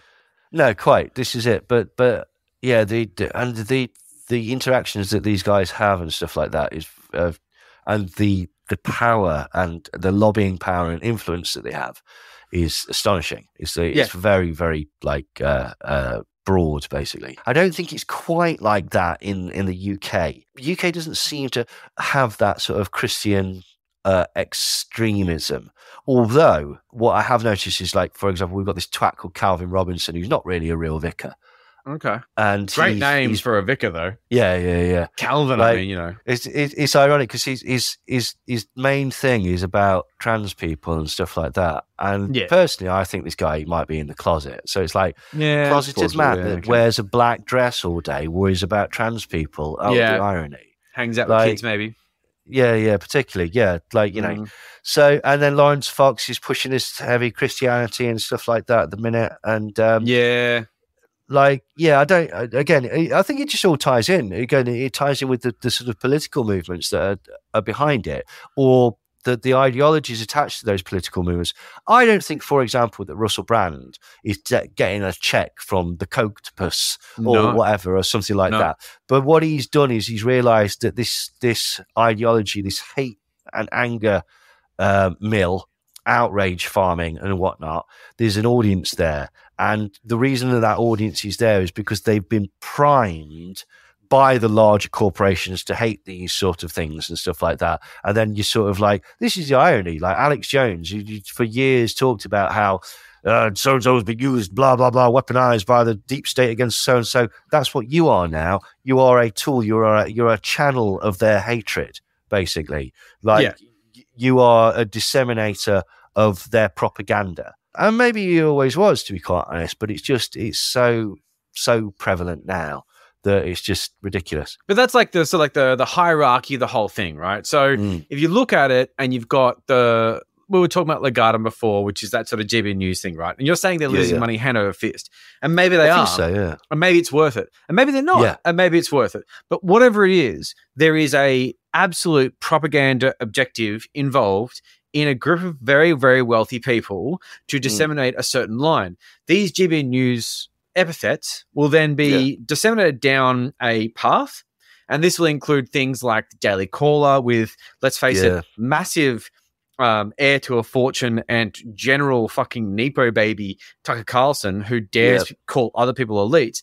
They will bring up these sort of talking points, which will then filter down this downline of multi-level media that then spews out these same talking points, maybe with minor differences. And maybe we do the same thing when it comes to hearing thoughts from those who are well established and well distributed in large mainstream media things. And then we add our own little fucking arse degree flair to it and give our own little spin to it and then republish it on our own fucking podcast. But at the same time, there is something a lot more infecting and a lot more devious about the way this sort of works. But you look at these sort of cultish things. I'm not trying to form a cult by basically saying these people are saying cooked and dangerous things. I'm more just trying to shine a light on things. But these people are trying to form a cult. Now, there's parallels, I'm sure, with the UK and the Australian versions of this. But you can see that we have our Sky News Australia, which is basically just weaponizing bullshit, making money from it. Not a huge amount of money, but they've got some presence on YouTube and things like that. Essentially, you've got fairly elite interests creating narratives, which then filter down to bit players.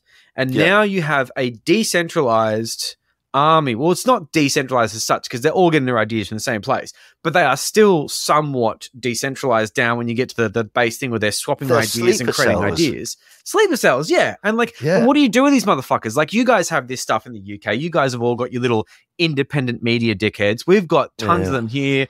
What do we do with these people? Because they're never going to stop. Like, you could kill off the guy and they could go bankrupt. And Jimmy News could be no longer viable, but they would still find a narrative. They would still create their own bullshit and they would put it on their little YouTube channels with their 20,000 subscribers. But that's 20,000 like mums and dads and uncles and aunties and cousins whose brains are turning to fucking mush, and they're turning up to councils to protest any kind of trans legislation. Like, you know, if you've got a unisex bathroom, they're going to turn up, they're going to harass councillors. Oxfordshire City Council trying to make a fucking workaround for traffic. I mean, you know, people turn up and say that it's part of this 15-minute WEF New World Order. Yeah, but this is the problem. What do you fucking do with these people? It's very difficult because the problem is what these theories and these sort of gatherings and whatnot offer them is like a new lease of life. Let's look at somebody like community. Yeah. But Reich said Fred. Yeah. Oh, God. Yeah, quite. Okay. But let's look at them. What they've done is they've become relevant in a very, very sad and tiny way. But they were not relevant. And somehow they've managed to sort of find a way to, be quite popular again. And also, there's this sort of circle jerk that goes off and say, oh, you're so clever. No, you're so clever. Exactly. For realizing that I'm so clever. And the problem is that the more you have a go at somebody and point out that you're an idiot, the more he goes, of course you think that, because you haven't got the special knowledge that I have got. Exactly. And it polarizes people and forces people more into their echo chambers. So there's that, and there's the sort of comfort and stuff that it gives people, but also massive comfort. Yeah, I mean that was the problem with COVID, was that basically it gave people answers and it stopped. And nobody will admit this, right? But people were terrified, even like maybe not openly, but subconsciously, the brain goes, I don't know what's going to happen, right? If they weren't terrified, they would have invested in stocks.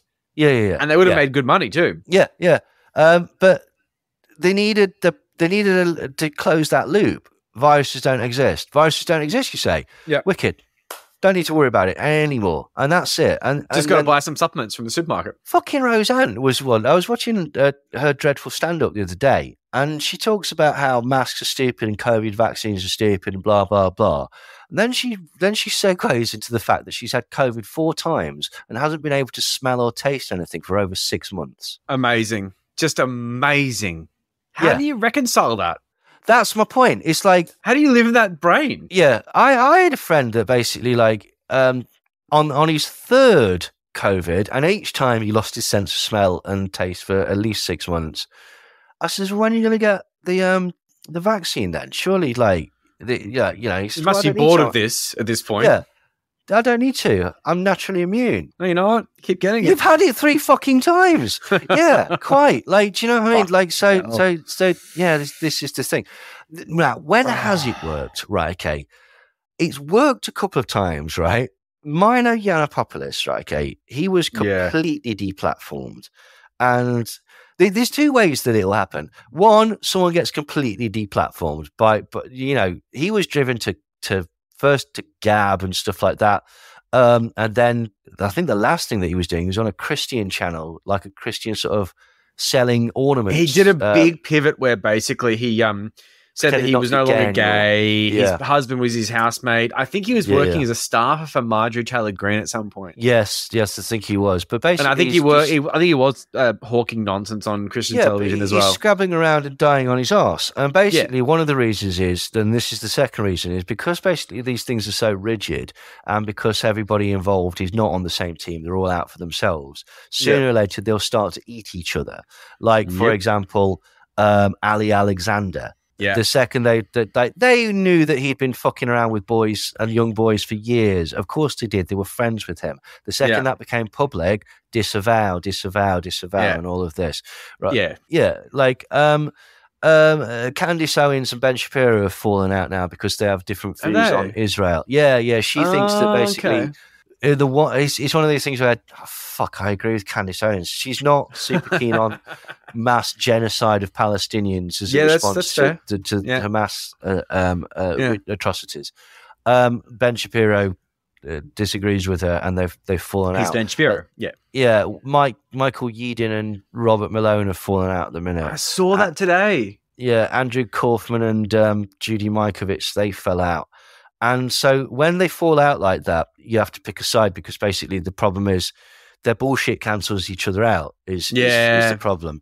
So sadly, the only ways that I can think is either massive deplatforming of the person themselves to the point where basically just can't get their content, or just sitting until the society that they've created sacrifices them because they get bored of them, or they're not extreme enough for them, or the mood has changed, or they remember, like, I mean, obviously there's a bit of sort of like sway with that, because, for example, your RFK, people are like, the evidence that you lied about Epstein and your fucking first wife died in very, very strange circumstances. Everybody's doing the mental gymnastics to try and explain that away now at the minute. The thing that always got me was about where David Icke was saying stuff like, oh, you can't trust the BBC and you can't trust this. It's like, you've been on the BBC so many times. He's been on like that show with Michael Portillo, who's on Wogan twice. Yeah. Like he's desperate to get on the fucking BBC. He absolutely wants to, because it's the publicity. Want him. Now, if you're kind, you could do this. Well, that's why Rage Against the Machine went on Sony, isn't it? Because basically, you need, like, you know, I've made an album. I want as many people to see it as possible. Like, that's why you would go on the BBC. But it's kind of hypocritical when you basically say you can't trust anything that comes from these people, and at the same time, yada yada yada. And as I say, like, you know, he's cross at the minute, obviously, David, because everybody's pinching his stuff. Exactly. Despite him doing the same thing to everyone else. Quite. But the pool's also, you know, quite diluted. And like I was saying earlier, like it must be quite tricky for some of these guys who like the money, like the prestige, but find there's a new upstart. We've got one called Maria Z, who's a real shooting star on our scene. Yeah, and basically she is doing the Alex Jones model really well. She's she just lies through her teeth, and she just says the most absurd things to camera. She does it in this little room with these crochet little frames behind her. It's the most adorably weird thing, but she sells mRNA-free beef. You know, she sells. Oh right, yeah. Fucking how the nonsense. How's she got the mRNA out of the beef? Yeah, I haven't asked her the question, I'm afraid. I mean, like, it's just that thing. Like, you know, she's just a consummate fucking con artist, and it's incredible to watch. I have a begrudging respect for her, but you've got to have this thing where, so for example, one of the ways she got up is that she got really buddy with Stu Peters. Yeah. But Stu Peters has got to start thinking, shit, like Maria Z was like this novelty from Australia who was working out of her mum's bedroom, but now I think she's bought a unit and she's selling a lot more supplements than I am. Fuck, maybe I need to knock her down a peg. And I would be very surprised if Stu Peters, basically a protege, turned around at some point and said that Maria was, you know, a part of a New World or some sort of pedo, because she's just too good. Yeah. I mean, she is a bullshit artist of the highest caliber. Oh, can't you know when Alex Jones and David Icke were beefing because, like, he's a turd in the punch bowl. He says all this stuff about CFR and blah, blah, blah. Then he brings up this lizards bullshit and blah, blah, blah. And then Alex pivots to fucking interdimensional demons and meeting God whilst eating a chicken fried steak and stuff like this. Yep. And, like, so again, they've got no shame. This is the point. But you're absolutely right, because, like, and this is why they tend to start eating each other, because they prop each other up, but at the same time, and so to a degree, they're reliant on each other for creating the ecosystem. Yeah. But because and getting a reasonable amount of people on board. But this is the point. There's only so many people on board. And if your message is similar, as you say, like, you know, these people who are, these people are also on the same team, so to speak. They're also, you know, business rivals, essentially, aren't they? They are, so, and that's a really tricky thing, you know, like, and this is the thing, I think, like, you know, when it comes to, like I say, people like Stu Peters and Maria Z, I think eventually they'll have tricky things. But the main thing they have to do is they have to convince whoever's listening or whoever's around that they are the one who's going to save them. And that's what Alex Jones does so well. Like, you listen to Knowledge Fight. So, like, you know, when it comes to that thing of, like, you know, look, I'm going to go off the air, but if I do, you'll all be dead. But if you buy my supplements, I won't go off the air. No, I will go off the air, but I won't go off the air, but I might not. Okay, buy my supplements, see what happens. And then people do buy the supplements. He's like a sort of sad boyfriend that's like, come back to me, Laura, otherwise I'll throw myself off the building. It's actually really, that is that really made him just a 16-year-old. He knows exactly what he's fucking doing, like with that. Oh, absolutely, and it works. I mean, like he's made hundreds of millions of dollars. So he's kind of the thing is though. I think I don't know, Alex. I wonder if he is getting ready to sort of knock it all on the head and stuff like that. Because like the problem is, again, he's tried to sort of create proteges and stuff like that. And again, the ego thing. So what happens is either like you disagree with somebody like David Knight, and then or Rob Jacobson or something like that, and then because suddenly they become like your enemy, or you've got somebody on like Amin Troyer who basically is your bitch, but isn't making you any money and can't exist without you. Like he just can't. But it's he's like also Trevor Noah after Jon Stewart. I mean, sorry, man, I didn't watch. It's a dilution of it, isn't it? The things that we liked about Alex, we can see in Owen, but he's like a photocopy of a photocopy of a photocopy. Yeah, he does the outrage and blah blah blah, but he's just not. He hasn't got the charisma of Alex. Like that's the thing. And this is the bizarre thing about the sort of. It's not necessarily always information, is it? Or it's the presentation of it. So. Yeah. And coming up with new stuff, really, as well, because that's the other thing that people don't tend to like to admit is that a lot of the reason that people are into conspiracies and stuff of any description is the entertainment value. Like, exactly. It's a mystery. And that doesn't necessarily even mean like, your wacky conspiracy theories and stuff like that. People read like Private Eye, Punch, magazines about sort of like, political intrigues and stuff like that. Fuck Game of Thrones, etc. That's what people like. People like plots and stuff like that. And people are shits. So they often plot and conspire with other people to make themselves like, wealthy or the worst part about this is like, so for example, if I was to push an idea of an anti-trans panic because we had a common enemy, and I was pissing down on someone who made me feel like I was more of a, like, as I say, like, I was better than. I could be better than races. I could be better than countries. I could be better than anything. All these sort of generally speaking, empowering things. It's very difficult to empower someone by saying, I think we should all pay more tax so the people with no opportunities should have a chance in life. Yeah, but again, it's not very sexy. But again, that kind of is like, it's like with the criticisms of the lockdowns and stuff like that. Like, okay, everybody kind of like, it's down to personal inconvenience. Like, these things offer you personal inconvenience for the greater good. These things offer you, like, it's all upside. It's all upside. Now, maybe this is detrimental to society as a whole. But fuck like, society. What are they fuck for society. You? I'm interested in me at this at the moment. Yeah. And that's the sort of, the sort of marketing genius of it, is that basically you get something personal out of it. But how do you counter that? Well, because it's basically, you can't, you need to people to grow the fuck up. Because the problem that's is, a big ask. Well, absolutely. Because again, like, let's say, like, let's take the example of COVID, right? Okay.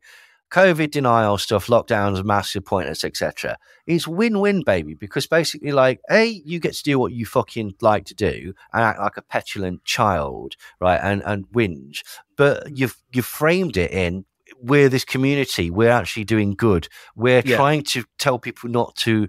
We're resistant to slavery because masks equal slavery, or vaccines are deadly, or lockdowns killed more people than the virus. None of which is true, but again, this is the rhetoric that he's built up. Because again, that's sort of the point with these things. They're framed in such a way that QAnon or whatever, you're the resistance, you're fighting, you're the tip of the spear, etc. And you're saving the kids. Well, let's think about it. How did Brent and I get out of this? Like, well, I think for different reasons. Well, yes, for different reasons, but from the opposite ends of it. Basically, Brent saw it in the sort of real world, and I saw it in the sort of behind the scenes, where I'm watching people that, and this was the case for both of us, we saw through the lies. It doesn't take much for that snowball to start, because I'll tell you for why. Because like, we've had quite a lot of people come with us regarding the sort of podcast and stuff like that, where, I mean, I saw it with where basically like people were that desperate to put out content that they just put out stuff that they knew wasn't true and stuff that was bullshit, exactly.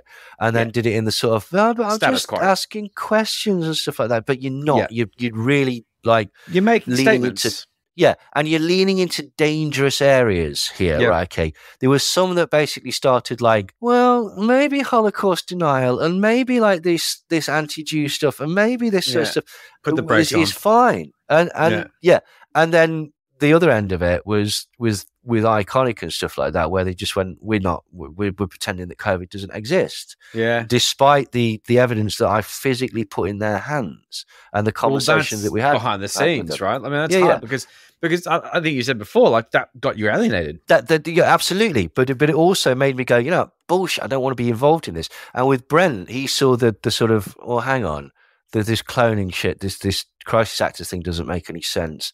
And if Brexit happened, that doesn't make any sense. And if Trump happened, that doesn't make any sense. Yeah, because if they were elected or selected, then why didn't Hillary get up? I mean... Yeah, but I suppose it depends what people are getting out of it, isn't it? Because I was trying to think back to when I sort of got into conspiracy theories and stuff like that. Because now, obviously, Brent's been desperately, like, introspective and he's like... Brent. Like he's really thought he's very much like that. No, absolutely. But I'm trying to think when I got heavily into conspiracy theories and stuff like that, and it was partly because I just stumbled across some DVDs and things like that. Yeah, but I was trying to think back to what, like, I'll put it this way, right? Okay, and this may well be correlation as opposed to causation, but I don't think I was at my happiest at that point in life. Yeah. I was looking for something, and I was of the age where I'm not at uni anymore. I'm in the real world. Like, do you know what I mean? So it was post 9/11. Yeah, absolutely. In fact, one of the, I mean, the thing was, like, I'd always liked UFOs and JFK, Yetis, Loch Ness Monster, ghosts, that sort of stuff. Been fascinated by all that sort of stuff. The first sort of like conspiracy thing that I got off my mate Chris. His granddad had sent him a presentation. It was Ed Begley Jr. Talking about 9/11 and how he felt that there was something fishy going on, and then the second DVD was a Dave Von Kleist 9/11 in Plain Sight. Okay, and that opened the whole thing up to me, and then I discovered InfoWars and stuff like that. It started. And, I was fascinated by it. It was like a hobby. It was like a new hobby. And very, very quickly, it became sort of like the only thing that I would talk about. I'm sure my friends would testify that basically I was like that too. There was a period when nothing... Yeah, absolutely. And I'll tell you why the first thing that moved me away from it was hanging out with another mate that I'd, for want of a better phrase, pilled. I'd got him into the conspiracy stuff. I didn't kill anyone. I'm so fucking ashamed of myself now. I didn't even think about that. I'd shown him Bohemian Grove, and I showed him the 9/11 stuff and blah, blah. Yeah. And I went round to his house one day. It wasn't even his house. It was a friend's house. We were having a party and whatnot. And he came up to me and just downloaded at me. Really? And, just basically like this and this and this and this. Because he was now in that stage. Like, do you know what I mean? Where everything... You created a monster. Yes. And I was like, oh, fucking hell. Am I like that? Yeah, do you know what I mean? So I was a real prick, yeah. I used to yell at people, basically saying, if you're not part of the solution, you're part of the problem. You're part of the problem. And here's why you're part of the problem. Yeah. Yeah, I'm sure I did something. I think I upset somebody in a nightclub, basically. Like, at the pub so many times. So people got really pissed off at me. Yeah. And I just didn't care because no one's going to punch me. Fuck them. No. And also, basically, it's like, at that point, it's like, do you not realize what we're dealing with? I'm trying to tell you about this fucking cabal that's taking over the fucking world and murdering people on the news and stuff like that, and you don't care. When I say you're part of the problem, how don't you realize that's a real problem? You should be like stoked that I'm telling you this. I'm saving you. Yeah, precisely. So this is the thing, and again, like, I suppose it very much depends on how deep you go into these things. Because I've also got friends that basically like, I like to watch a documentary about JFK. Oh, I think that 9/11 was a bit fishy, etc., etc., etc. But it doesn't really bother their everyday life or whatnot. Do you know what I mean? Stuff like that. It's a side thing. I got a mate who thinks the moon landing was fake. It's fine. I'm not worried. I love him. He's great. It's fine. Yeah. Like, I've changed my mind totally about that. I used to think, totally, absolutely, it's bullshit, complete. Like, and now I'm like, no, I don't think. Did Buzz Aldrin punch you in the face? Yeah, that was it. Like, he does like a punch. He does, doesn't he? But like, yeah, he's very fisty. But yeah. So if we're thinking about how to get people out of it, I'm just trying to think how I can apply this logic that what's happened to Brent and I, and see if there's a thing. You've got to offer an alternative, I suppose, as well, and you've got to think of the reasons why people are investing in conspiracy theories. And so these are things I believe, and I'll follow up with you in a sec. Yeah, because let's say with me. So let's look back at it as me. Like, so I was perhaps a bit unhappy. So what happened where I was going out of it? I was getting happier. If I think about it, I was doing better at work. Yeah, I was becoming more confident in myself, etc., etc. Even though certain things had happened, because life happens to everybody and whatnot. Of course, yeah. And then sort of like finding the flaws and stuff with it. And I explained this to I mean, horribly like humble brag here. Like I was explaining this to this Swiss journalist the other day. Oh, yes, and, yes. Barack Obama. But because I you know, I'm like, Joel, I get a bit sort of obsessed with shit. And sure. That was the thing that I was obsessed with, was the conspiracy theories and finding the things. So I've kind of transferred my obsession to the story behind the story. Now, do you know what I mean? You know how sillily like deep we go with the podcast and stuff like that. It's ridiculous. But in the same way that like, oh, I understand where that came from now. That gives me the same buzz as the understanding what the Bohemian Grove or whatever. Like, do you know what I mean? There's still like, the R moment. Yeah, there's still the R and the discovery and the puzzle and the achievement of it. Okay, and so if people can move into that and do the same mechanism, like, do you know what I mean? And perhaps be a bit self-aware and go, why is it that this appeals to me? Oh, this appeals to me because it means that I can shit on people. Yeah. Like, do you know what I mean? Like, why do I want to shit on people? Perhaps I'm not particularly happy. Right, well, let's do a bit of work on me. And again, not for everybody, but a lot of people use the conspiracy stuff as this is going to sound horrible, but as a substitute for achievement or as a way to show that they're actually a nice person. Yeah, like my years between like 16 and 25, and also many of my friends that I don't really speak too much anymore, absolutely personified by that concept. Also, it's a way to sort of reject society as well. And again, this isn't necessarily a bad thing because society's fucking rubbish, right? Okay, but yes, but it's often because you can't achieve within it, as opposed to why society. And that's not necessarily your fault, even, right? No. Okay, because life is massively unfair, and some of the most talented and brilliant people just get the short end of the stick. But if you can create a scenario where you go, yeah, but I don't give a fuck about that because the real world is nothing like that. You're going to 9 to 5 and you're worried about getting your mortgage and doing this. That doesn't appeal to me because I'm fighting Satanists. That's right. Right. Exactly. Okay. And I'm waiting for the revelation where they're going to finally open up Area 51 because the world is far more wondrous and full of opportunity than it appears to be. Than your petty bullshit. Yeah, quite. Now, whether that pans out is another question. Well, so, for regrets, I've got a few. Yeah, totally, absolutely. There's.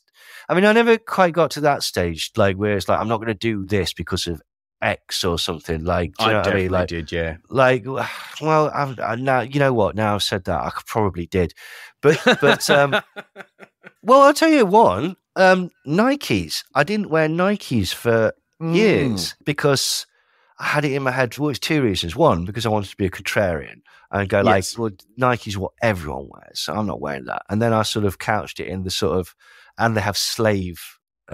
Yes, I definitely had a thing for that. Yeah, that was my lefty thing for sure. Brent didn't like it because basically it's the Saturn. The Saturn thing, which I thought was very funny. Yeah. But then one day I just went, bollocks, I'm buying myself a pair of Jordans. And I know this sounds shallow, but they made me feel like a fucking prince. There was just something that I'd not allowed myself to do because of my mindset and ideology, was just get something frivolous that is pointless, but for no good reason makes you feel kind of happy. Yeah. And I had not done that before because I'd avoided it. And it's stupid. It's a pair of fucking shoes. It's stupid, but there was something about that just made me go, you know what? I'm going to be happy for that. Yeah. And I know that's shallow, and I get it. And I know it's a really silly, glib example and stuff like that. But you know what? Sometimes you need to just go, oh, bollocks, I don't need the weight of the entire world on me.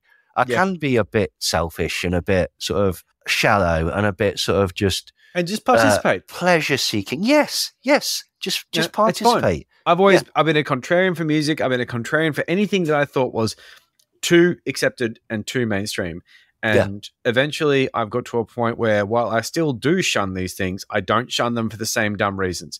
I shun them because I just don't like them. I still like pop music, but I'm not so aggressive and pointlessly, sort of shitty about it. And I think there's something liberating about that. Well, the other point is as well, it's like finding out the world isn't as terrifying as people think it is. I said that, like the trans experience as well. Most people that are terrified about trans people have never really met a trans person. Yeah, exactly. Like I was used to work at a place, and there was a trans lady there called Emily. She's lovely, absolutely wonderful, and everybody was really like, I don't want to sit next to her.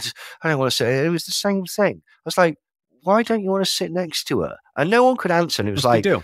Yeah. Because you think that if you sit next to her, everyone's going to think that you've shagged her, aren't you? Like grow the fuck up. Yeah, it's childish. It's incredibly childish. And I sat down, and Emily is the most fabulous person. And the second that I started talking to her, I went, and this might make me sound ignorant. It's not my intention.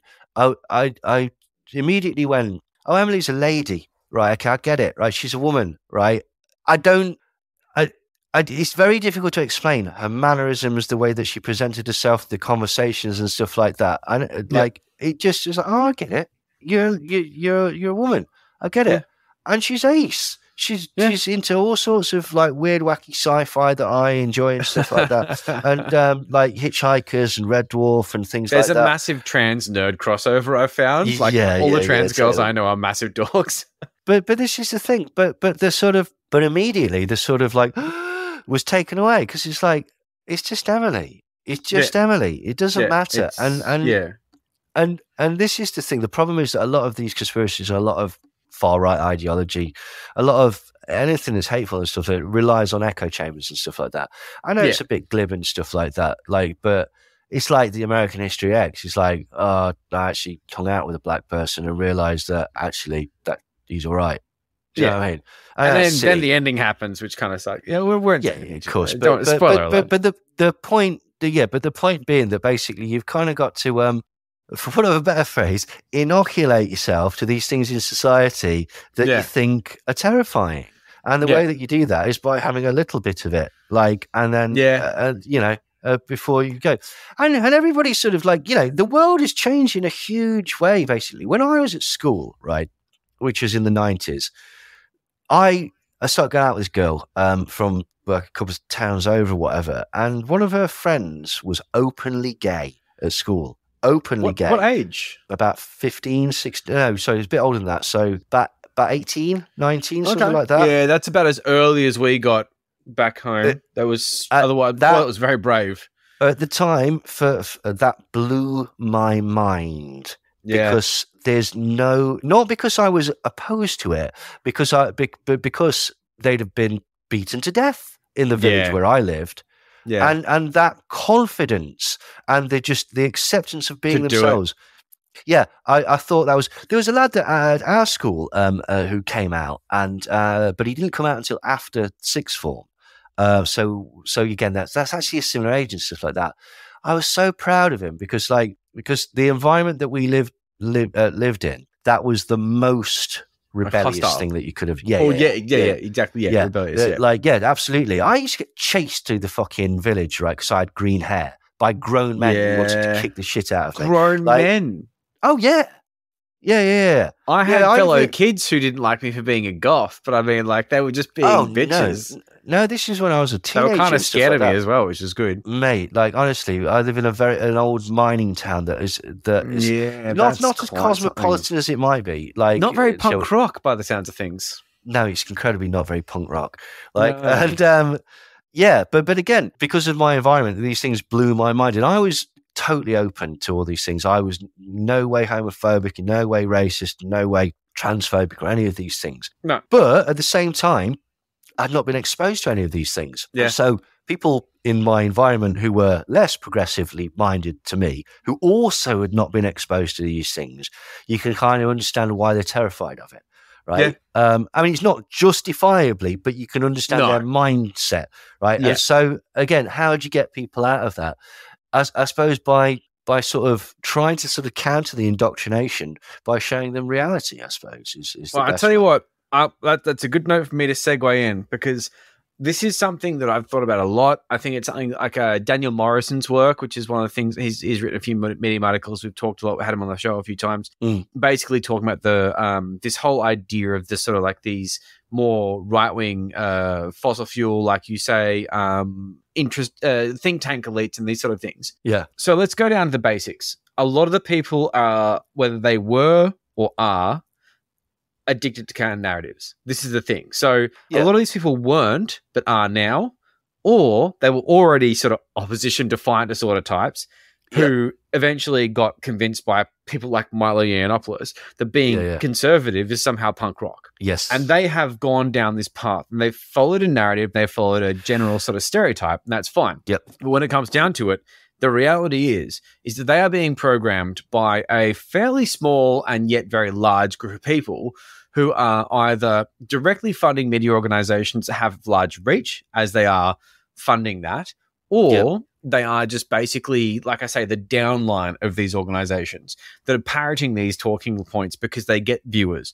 Partially, like I say, with that unintentional effect of Roger Ailes, where you think that what you're doing is just kind of get viewers, but by the fact of this bizarre sort of serendipitous reaction to hatred, bigotry, persecution complexes, and a general sense of superiority of like one to the other, that it's very successful in getting viewers and attracting passion, which creates shares, which creates sort of viewers. So these counter narratives are very difficult to contain once they're out of the stable. So you have these right-wing counter narratives, which are being fostered and funded by large right-wing interests, and also bit players who are basically getting people to give them money because it makes them feel interesting. Yes. What you do is you give a different counter narrative, because you can't give these people, and I love the idea of being able to bring them around to a more mainstream sort of perspective, to basically say, look, we live in a society. Shut the fuck up. Like, just be one of us. Be one of the community. Why can't you just be part of the thing? Yeah. Or you can provide the other counter narrative, which is that the elites are programming you fucking dead shit. And you are a useful idiot for fossil fuel industries that are going to cause your grandchildren to die. Yeah. That's a counter narrative. And that's the truth. And that's what's so... It is the truth. Galling to me, because you can see that with climate change, you can see it with Brexit, you can see it with the election of Trump, and you can see it with COVID denial. You're pawns. You're part of a mind control program. Now, here's the problem, right, Kate? Right? When you get into the conspiracy world, there is that entry into it where you go, I can't believe how fucking stupid I was for all these years. I was blind. Okay. I was a sheep. Yeah. But the problem is with that, people are like, it's okay. It's okay. You're right. You know that now. Yeah. The problem is that because of the framing of it nowadays, you can't say it's, I don't know. It's almost like the talons are in too deap or whatever. They're very deep. They're because very, the problem very deep. is, in the same way that where you've got to reject the thing, your worldview, and go, oh crikey, I was wrong. With this, you've got to go, I was wrong again. Exactly. Yeah. True. Right. I was wrong again, and so you've got to give somebody the sort of the framework to understand why they were wrong. That doesn't make them look stupid. The only way you can do it, though, is, of course, in the fact that if you make them come around to a mainstream consensus where you realize everything is wrong, but you have no payout, then it's like the poker machine that basically just says, here's your money back, go home and forget anything happened. Whereas this one has the payoff of basically saying, you were wrong, but you wound up being right again. Don't worry. You're still magical, you're still brilliant, and you're still raging against a machine, which gives you a sense of purpose. No, absolutely. The problem is that basically, like the sort of psychological comfort built up by the thing, because it's so entrenched with sort of politics, and because too entrenched at this point. Because they have communities now. Yeah, precisely. It's their only friends. Yeah, like in the past, you could say basically, you know what, I've looked at this 9/11 stuff and I'm not convinced that there was no planes, say. Mm-hmm. And people would go, all right, no worries. We'll still keep looking into this. You look into your thing. We're all still pals. Yeah, okay. Yeah. There are certain lines now where basically it's, you know what, I don't think that we should be hating trans people. Well, then get the fuck out. Yeah, absolutely. And it can be very subtle. Yeah, yeah. Really subtle. There is... and again, it's that shift. The whole movement shifted to the right. I mean, again, the microcosm of it is looking at is Alex Jones's content or David Icke's content and stuff like that. There was always the anti-Semitism and the sort of, But again, even when it was the anti-Semitism, it was couched in. It's not really anti-Semitism. It's just that these people happen to be Jews, kind of. Do you know what I mean? The common enemy thing is huge as well. Yeah. That was a bit of a revelation for me, actually, as well. Was at a point where I sort of looked at it and went, yeah, there's a fuck ton of anti-Semitism. But most of the people don't realize that they're being anti-Semitic. The canards. 9 times out of 10, it used to be the fact that people were talking about, say, Rothschild banking and stuff like that. They didn't actually hate Jews or anything. They just had heard this trope. And so basically, they're talking about that and they don't realize that it's Nazi propaganda. I don't like finances. I think bankers are assholes. Yeah. I've heard about the Rothschilds. I'm adding this up like a child. Yeah. But nowadays, it's kind of, it's a bit more extreme than that. And basically, there's a lot more sort of dog whistles and sort of, Oh, it's much more complex.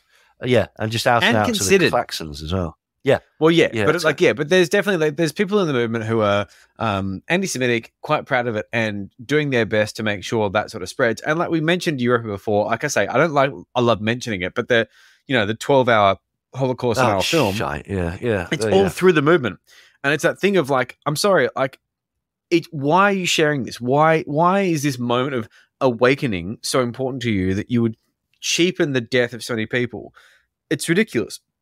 No one's out there denying the Pol Pot in Cambodia and the Khmer Rouge killing 2 million people with fucking glasses, or Stalin's terrible work there. I mean, it just so happens the one that concerns the Jews is the contentious one. That's an interesting one, though. The Holocaust denial.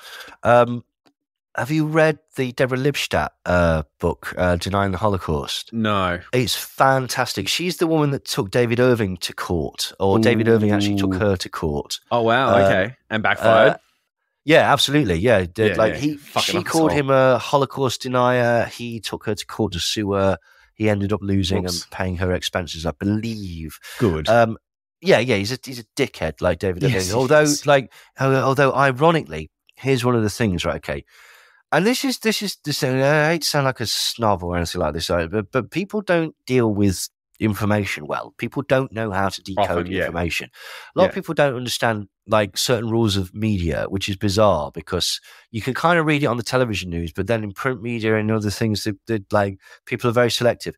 If there is a question mark in the headline, does COVID vaccine cause death? ? You know the answer. The answer is no. Yeah. Because if the answer was yes, there would be no question mark. They would have a question mark. Exactly. They put the question mark there so that they can say any wild shit.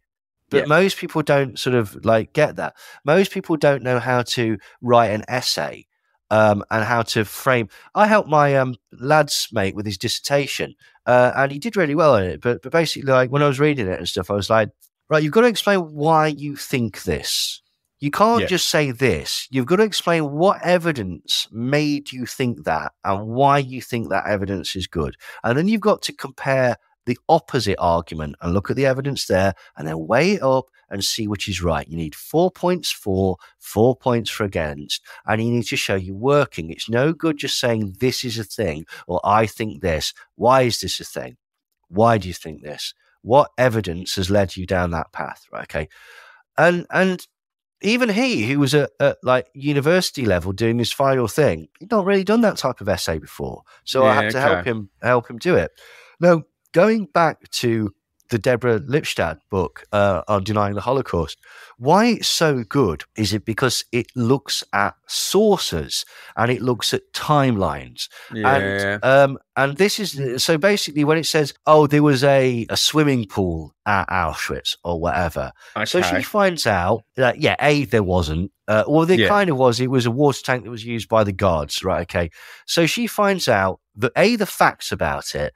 But then what she finds out is, well, who was the first person to say that this was a swimming pool? And what was the evidence that they got for it? And what was their perspective?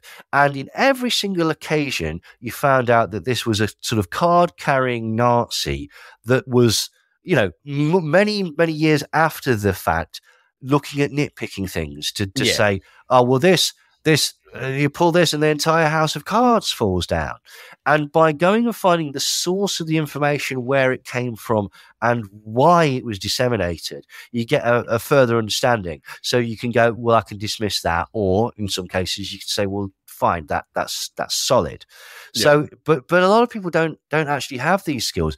And like David Irving as well, for all these faults and stuff like that, before he went absolutely mad and started being a Hitler enthusiast, he was an excellent historian, and the reason that he did that was because he had this tactic that I try to use whenever possible, is to put things in a timeline so that you can go, all right, well, what happened? When did this happen? And why did this happen? I recently read a book called Bloodlands, which is a fascinating book about the Second World War.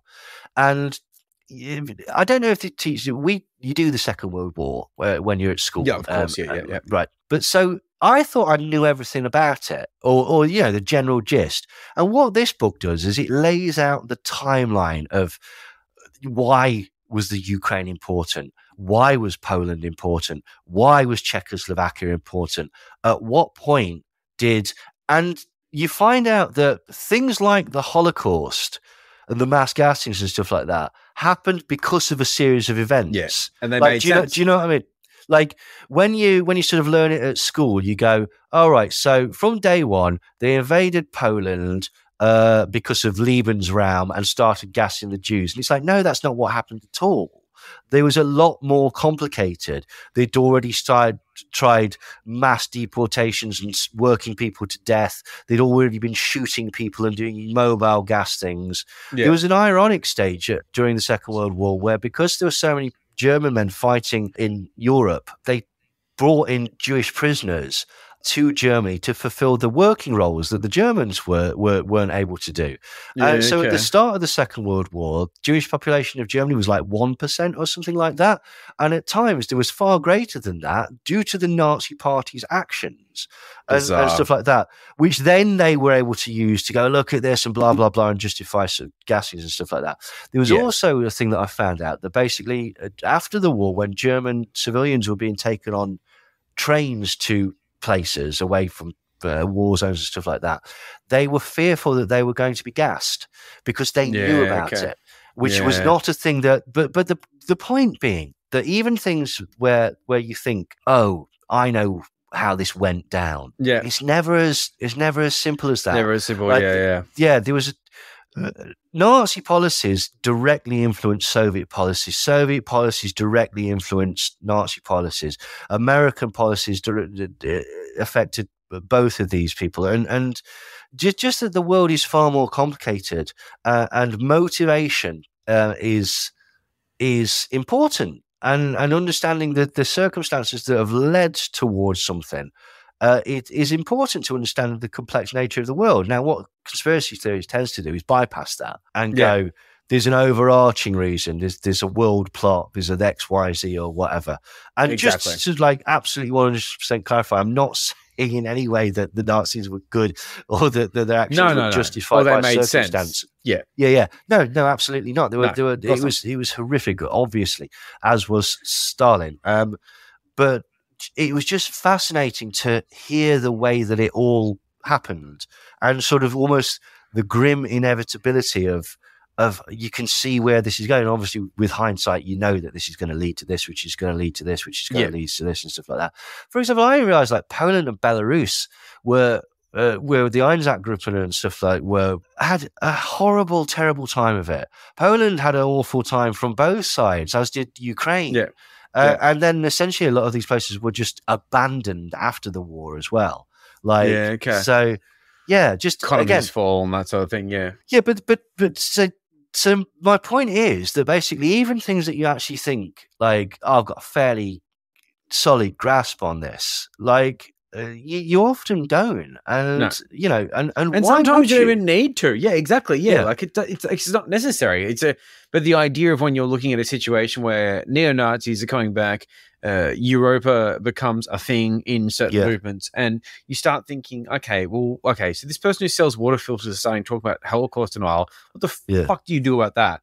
Yeah. But what I will do, I'll close out this note here, which is Elon Musk's acquisition of Twitter and dumb accident? Is it a calculated move? Is it something that is going to change the world as we know it? Or is it one of those things that's going to last for 2 years and just fuck off? I mean, like, surely he's got to sell at some point, right? I mean, like, the guy's driving into the ground. He's going to lose so much money. I mean, all the ads are just dildos. It's just slingshots and sex ads. Are you getting that as well? I'm getting weapons. I'm getting weapons and I'm getting singles, like all sorts of like, would you like? And it's like, dude, like I know my like relationship status is not on Twitter, but like I'm not looking for just regardless of hookups on Twitter.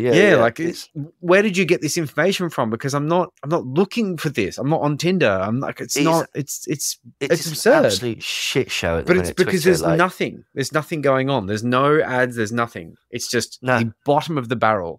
Let's just do a quick experiment. Actually, I'll just open my Twitter feed and let's see how long it takes before something horrific happens. All right, so I'm going to go for you. Straight away. We've got David Cartland basically saying that oncologists know nothing about cancer. Okay. Right, that's an interesting take. Okay, and then straight down there we've got Stu Peters saying that homosexuality is Zionism is a gay death cult. There we go. So is it? Yeah. That's the I've first got Brent Lee, so that's problematic. Those are the first two things in my feed, right? Yeah. Okay, that's ridiculous. Like, so Elon Musk, I wouldn't swap places with Elon Musk for all the money that Elon Musk has. I'd find that hard, but at the same time, I feel what you're saying. Like, I'll give you an example, right? Okay, I've used this before, Elon Musk, to me, is like a 55-year-old man who's bought himself a leather jacket and a Harley Davidson that's pitched up outside the local secondary school, revving the engine to impress the hard lads in year 4. Yeah, I know. And the girls. Saddest. No, he's not interested in the girls. No, that's how sad he is. But he does he is just interested in lads, isn't he? Really? Yeah, he wants to be a bro. He wants to be a mate. And the problem is, and this is what happens when you actually listen to him talk and stuff like that. He might be very, very intelligent in certain areas and stuff like that. But most things, he's thick as shit. This bloke does not understand how to process some of that information. And also, like, all these leather jackets that he's wearing. Did you see the leather jacket that he had? The New York Times interview? Someone described it. I was going to pinch this, but that one was dreadful. But also the one where he was doing the Cybertruck release, and he looked all right. And then he turned around and he got this hand-painted skeleton with his arms out like this, I think with puppets dangling down or something. And it was like, someone described this, and I wish I'd come up with this because it's funny. He said, Elon Musk has got a real penchant for cool leather jackets, except they're not cool leather jackets. They're the sort of thing that a 14-year-old would think was cool. Yes, and I was like, that's spot on. I think he sort of backed himself into a corner with buying it because I don't think he wanted it. I think he didn't want Candice Owens almost conned him into it. He was Candice Owens who was saying like, yeah, you should totally do this, bro.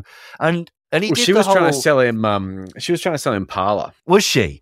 Because her husband owns a bunch of it. Oh yes, he does, along with the Mercers and whatnot. He's Bullingdon Club, her husband.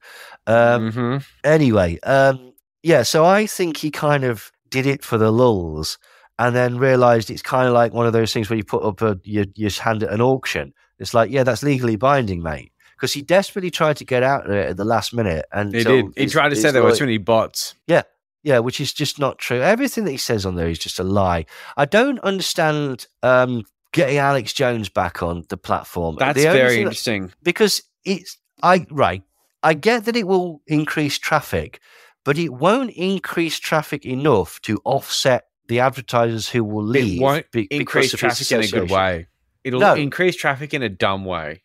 Well, of course. But it's almost as if he's like, I'm all out of ideas. The only thing I can think is get Alex Jones' audience back on. Or Alex Jones just basically just made him feel like a popular 15-year-old boy for a moment, and he said yes. Yes, that's entirely plausible too. I feel like his ego might have a bizarrely large part of this role. Did you listen to the spaces that he did with Alex talking about Sandy Hook and that? God, no. Andrew Tate was on there, and everyone. It was a heard about it. Of fuckers.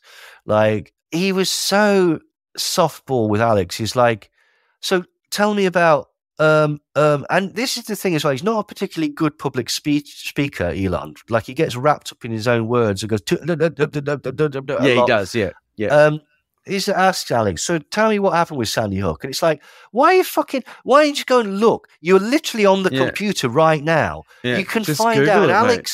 Alex lied. Alex said, well, what happened was they tried to destroy me, this PR firm out of New York, because I was telling the truth. So they took a load of stuff from 5 years ago that they took it out of context and blah, blah, blah. It's like, that's not what happens at all, you lying fat shit. No, but that's what he does. But Elon just immediately went, oh, all right, yeah, no, fair enough. Brilliant. Okay, What does Tristan Tate think about this? It's my Christ. He's a fucking idiot. He is a fucking idiot. And it's like, and he's a tragedy as well. Like, he's an absolute fucking his legacy is dog shit. He was a genius, and now he's not. Yeah. I keep telling me he was before he bought Twitter, genius. Now he's not. Yeah. Well, because he had a good PR firm, because nobody had actually listened to it. He had a good run. Yeah, he had a good run. Like, look, it doesn't matter. His mouth and people realized what he was really like. He's an idiot. He was famously well regarded, and now he's famously a part of the problem. What was it he said the other day? I keep trying to encourage my mate to troll him. He said something the other day. What was it? It was totally ridiculous or whatever. And I'm sure he did many times. Oh no, absolutely. I'm trying to think specifically what it was. I keep saying to my mate, just keep going on there and go, this is why Amber Heard left you. Yeah. Well, apparently she abused him. Who knows? The guys are. Yeah, I've heard all sorts of stories. She looks a bit like one of those, a bit punchy. She does seem quite terrifying, but at the same time, look, Elon probably deserved it. Look, it was fucking. Christ. It was very good having you on. I've got a deadline, and I tell you what, man, this has been long overdue, and it's been good because when it comes down to it, I just love a good lefty conspiracy rant. Oh yeah, can't go wrong. It's so important. It's so lacking in the space because I think that a lot of sort of the conspiracy, or at least like sort of the conspiracy watching space, doesn't have enough politics. I think we need to be more Raids Against the Machine in this space, because when it comes down to it, we are watching this space, but we are also doing it through a very sort of like, you know, for a lack of a better term, anti-fascist lens, where we just want to be like, okay, look, we are looking at all of this absurdity, but we also just want to remind you that capitalism is probably bad. Yes. Let's chat that out as well. And that doesn't get enough airtime. So I wanted to bring this one up because I figured that you were the perfect person to just be like, you know what? Let's do this, but let's just keep the whole capitalism is bad part front and center, which I think we did. Yeah, totally. I think we pulled that off. No, absolutely. Like, yeah, capitalism is a terrible, terrible system. And for everybody that basically like doesn't understand it, it is based on inequality. It promotes evil. It promotes evil very much so. Like, you cannot have the haves without having the have-nots. The have-nots have to work for the haves. It's simple as that. They define each other. So when you basically you see things like people starving to death, and mass homelessness, and insurance costs going through the roof, and people going, capitalism has failed. It's like, no, capitalism is succeeding. This is what success looks like from a capitalist perspective. Now, a rising tide lifts some boats, not all boats. Yeah, some boats. That doesn't mean that we get rid of all personal property and eat only octopus from now on. Absolutely not. It just means that basically we recognize this, and maybe we have a society whereby we have a safety net to ensure that people don't fall off the back end of it, essentially. Yeah, and we curtail some mechanisms. I'd say make this go out of control. Don't want to come across as a massive radical, but I'd say basically free healthcare, free education, free police, free fire. And councils and governments that actually do what they're supposed to do, which is keep the streets clean, make sure the bins are emptied, make sure that the Christmas decorations are up, and when some sort of crisis happens, be there to help people. Don't be there to make money. Don't be there to impose authority. Like, be there to be the purpose of what you're actually set up to do. And all the people doing that are paid well. Exactly. Yeah. Simple. We're all exactly. Good. It'll all be fine. I really appreciate you coming on tonight. I really, really enjoyed this chat, and it has been a very good time. Do you want to plug something? I mean, you got your podcast, obviously. You've got your blog, obviously. That's us at the minute. Someday I call it Conspiracy. Please check us out. And if people want to chat to me, I'm on Twitter or I'm on Facebook, or I've got a website called neilsandersmindcontrol.com. Where you can email me through that and stuff like that. So, but no, I love this, Joel. Anytime, mate. Yeah, look, I reckon this is part one of several. Let's do it again. Definitely. Cheers, mate. See you later. All right, cool.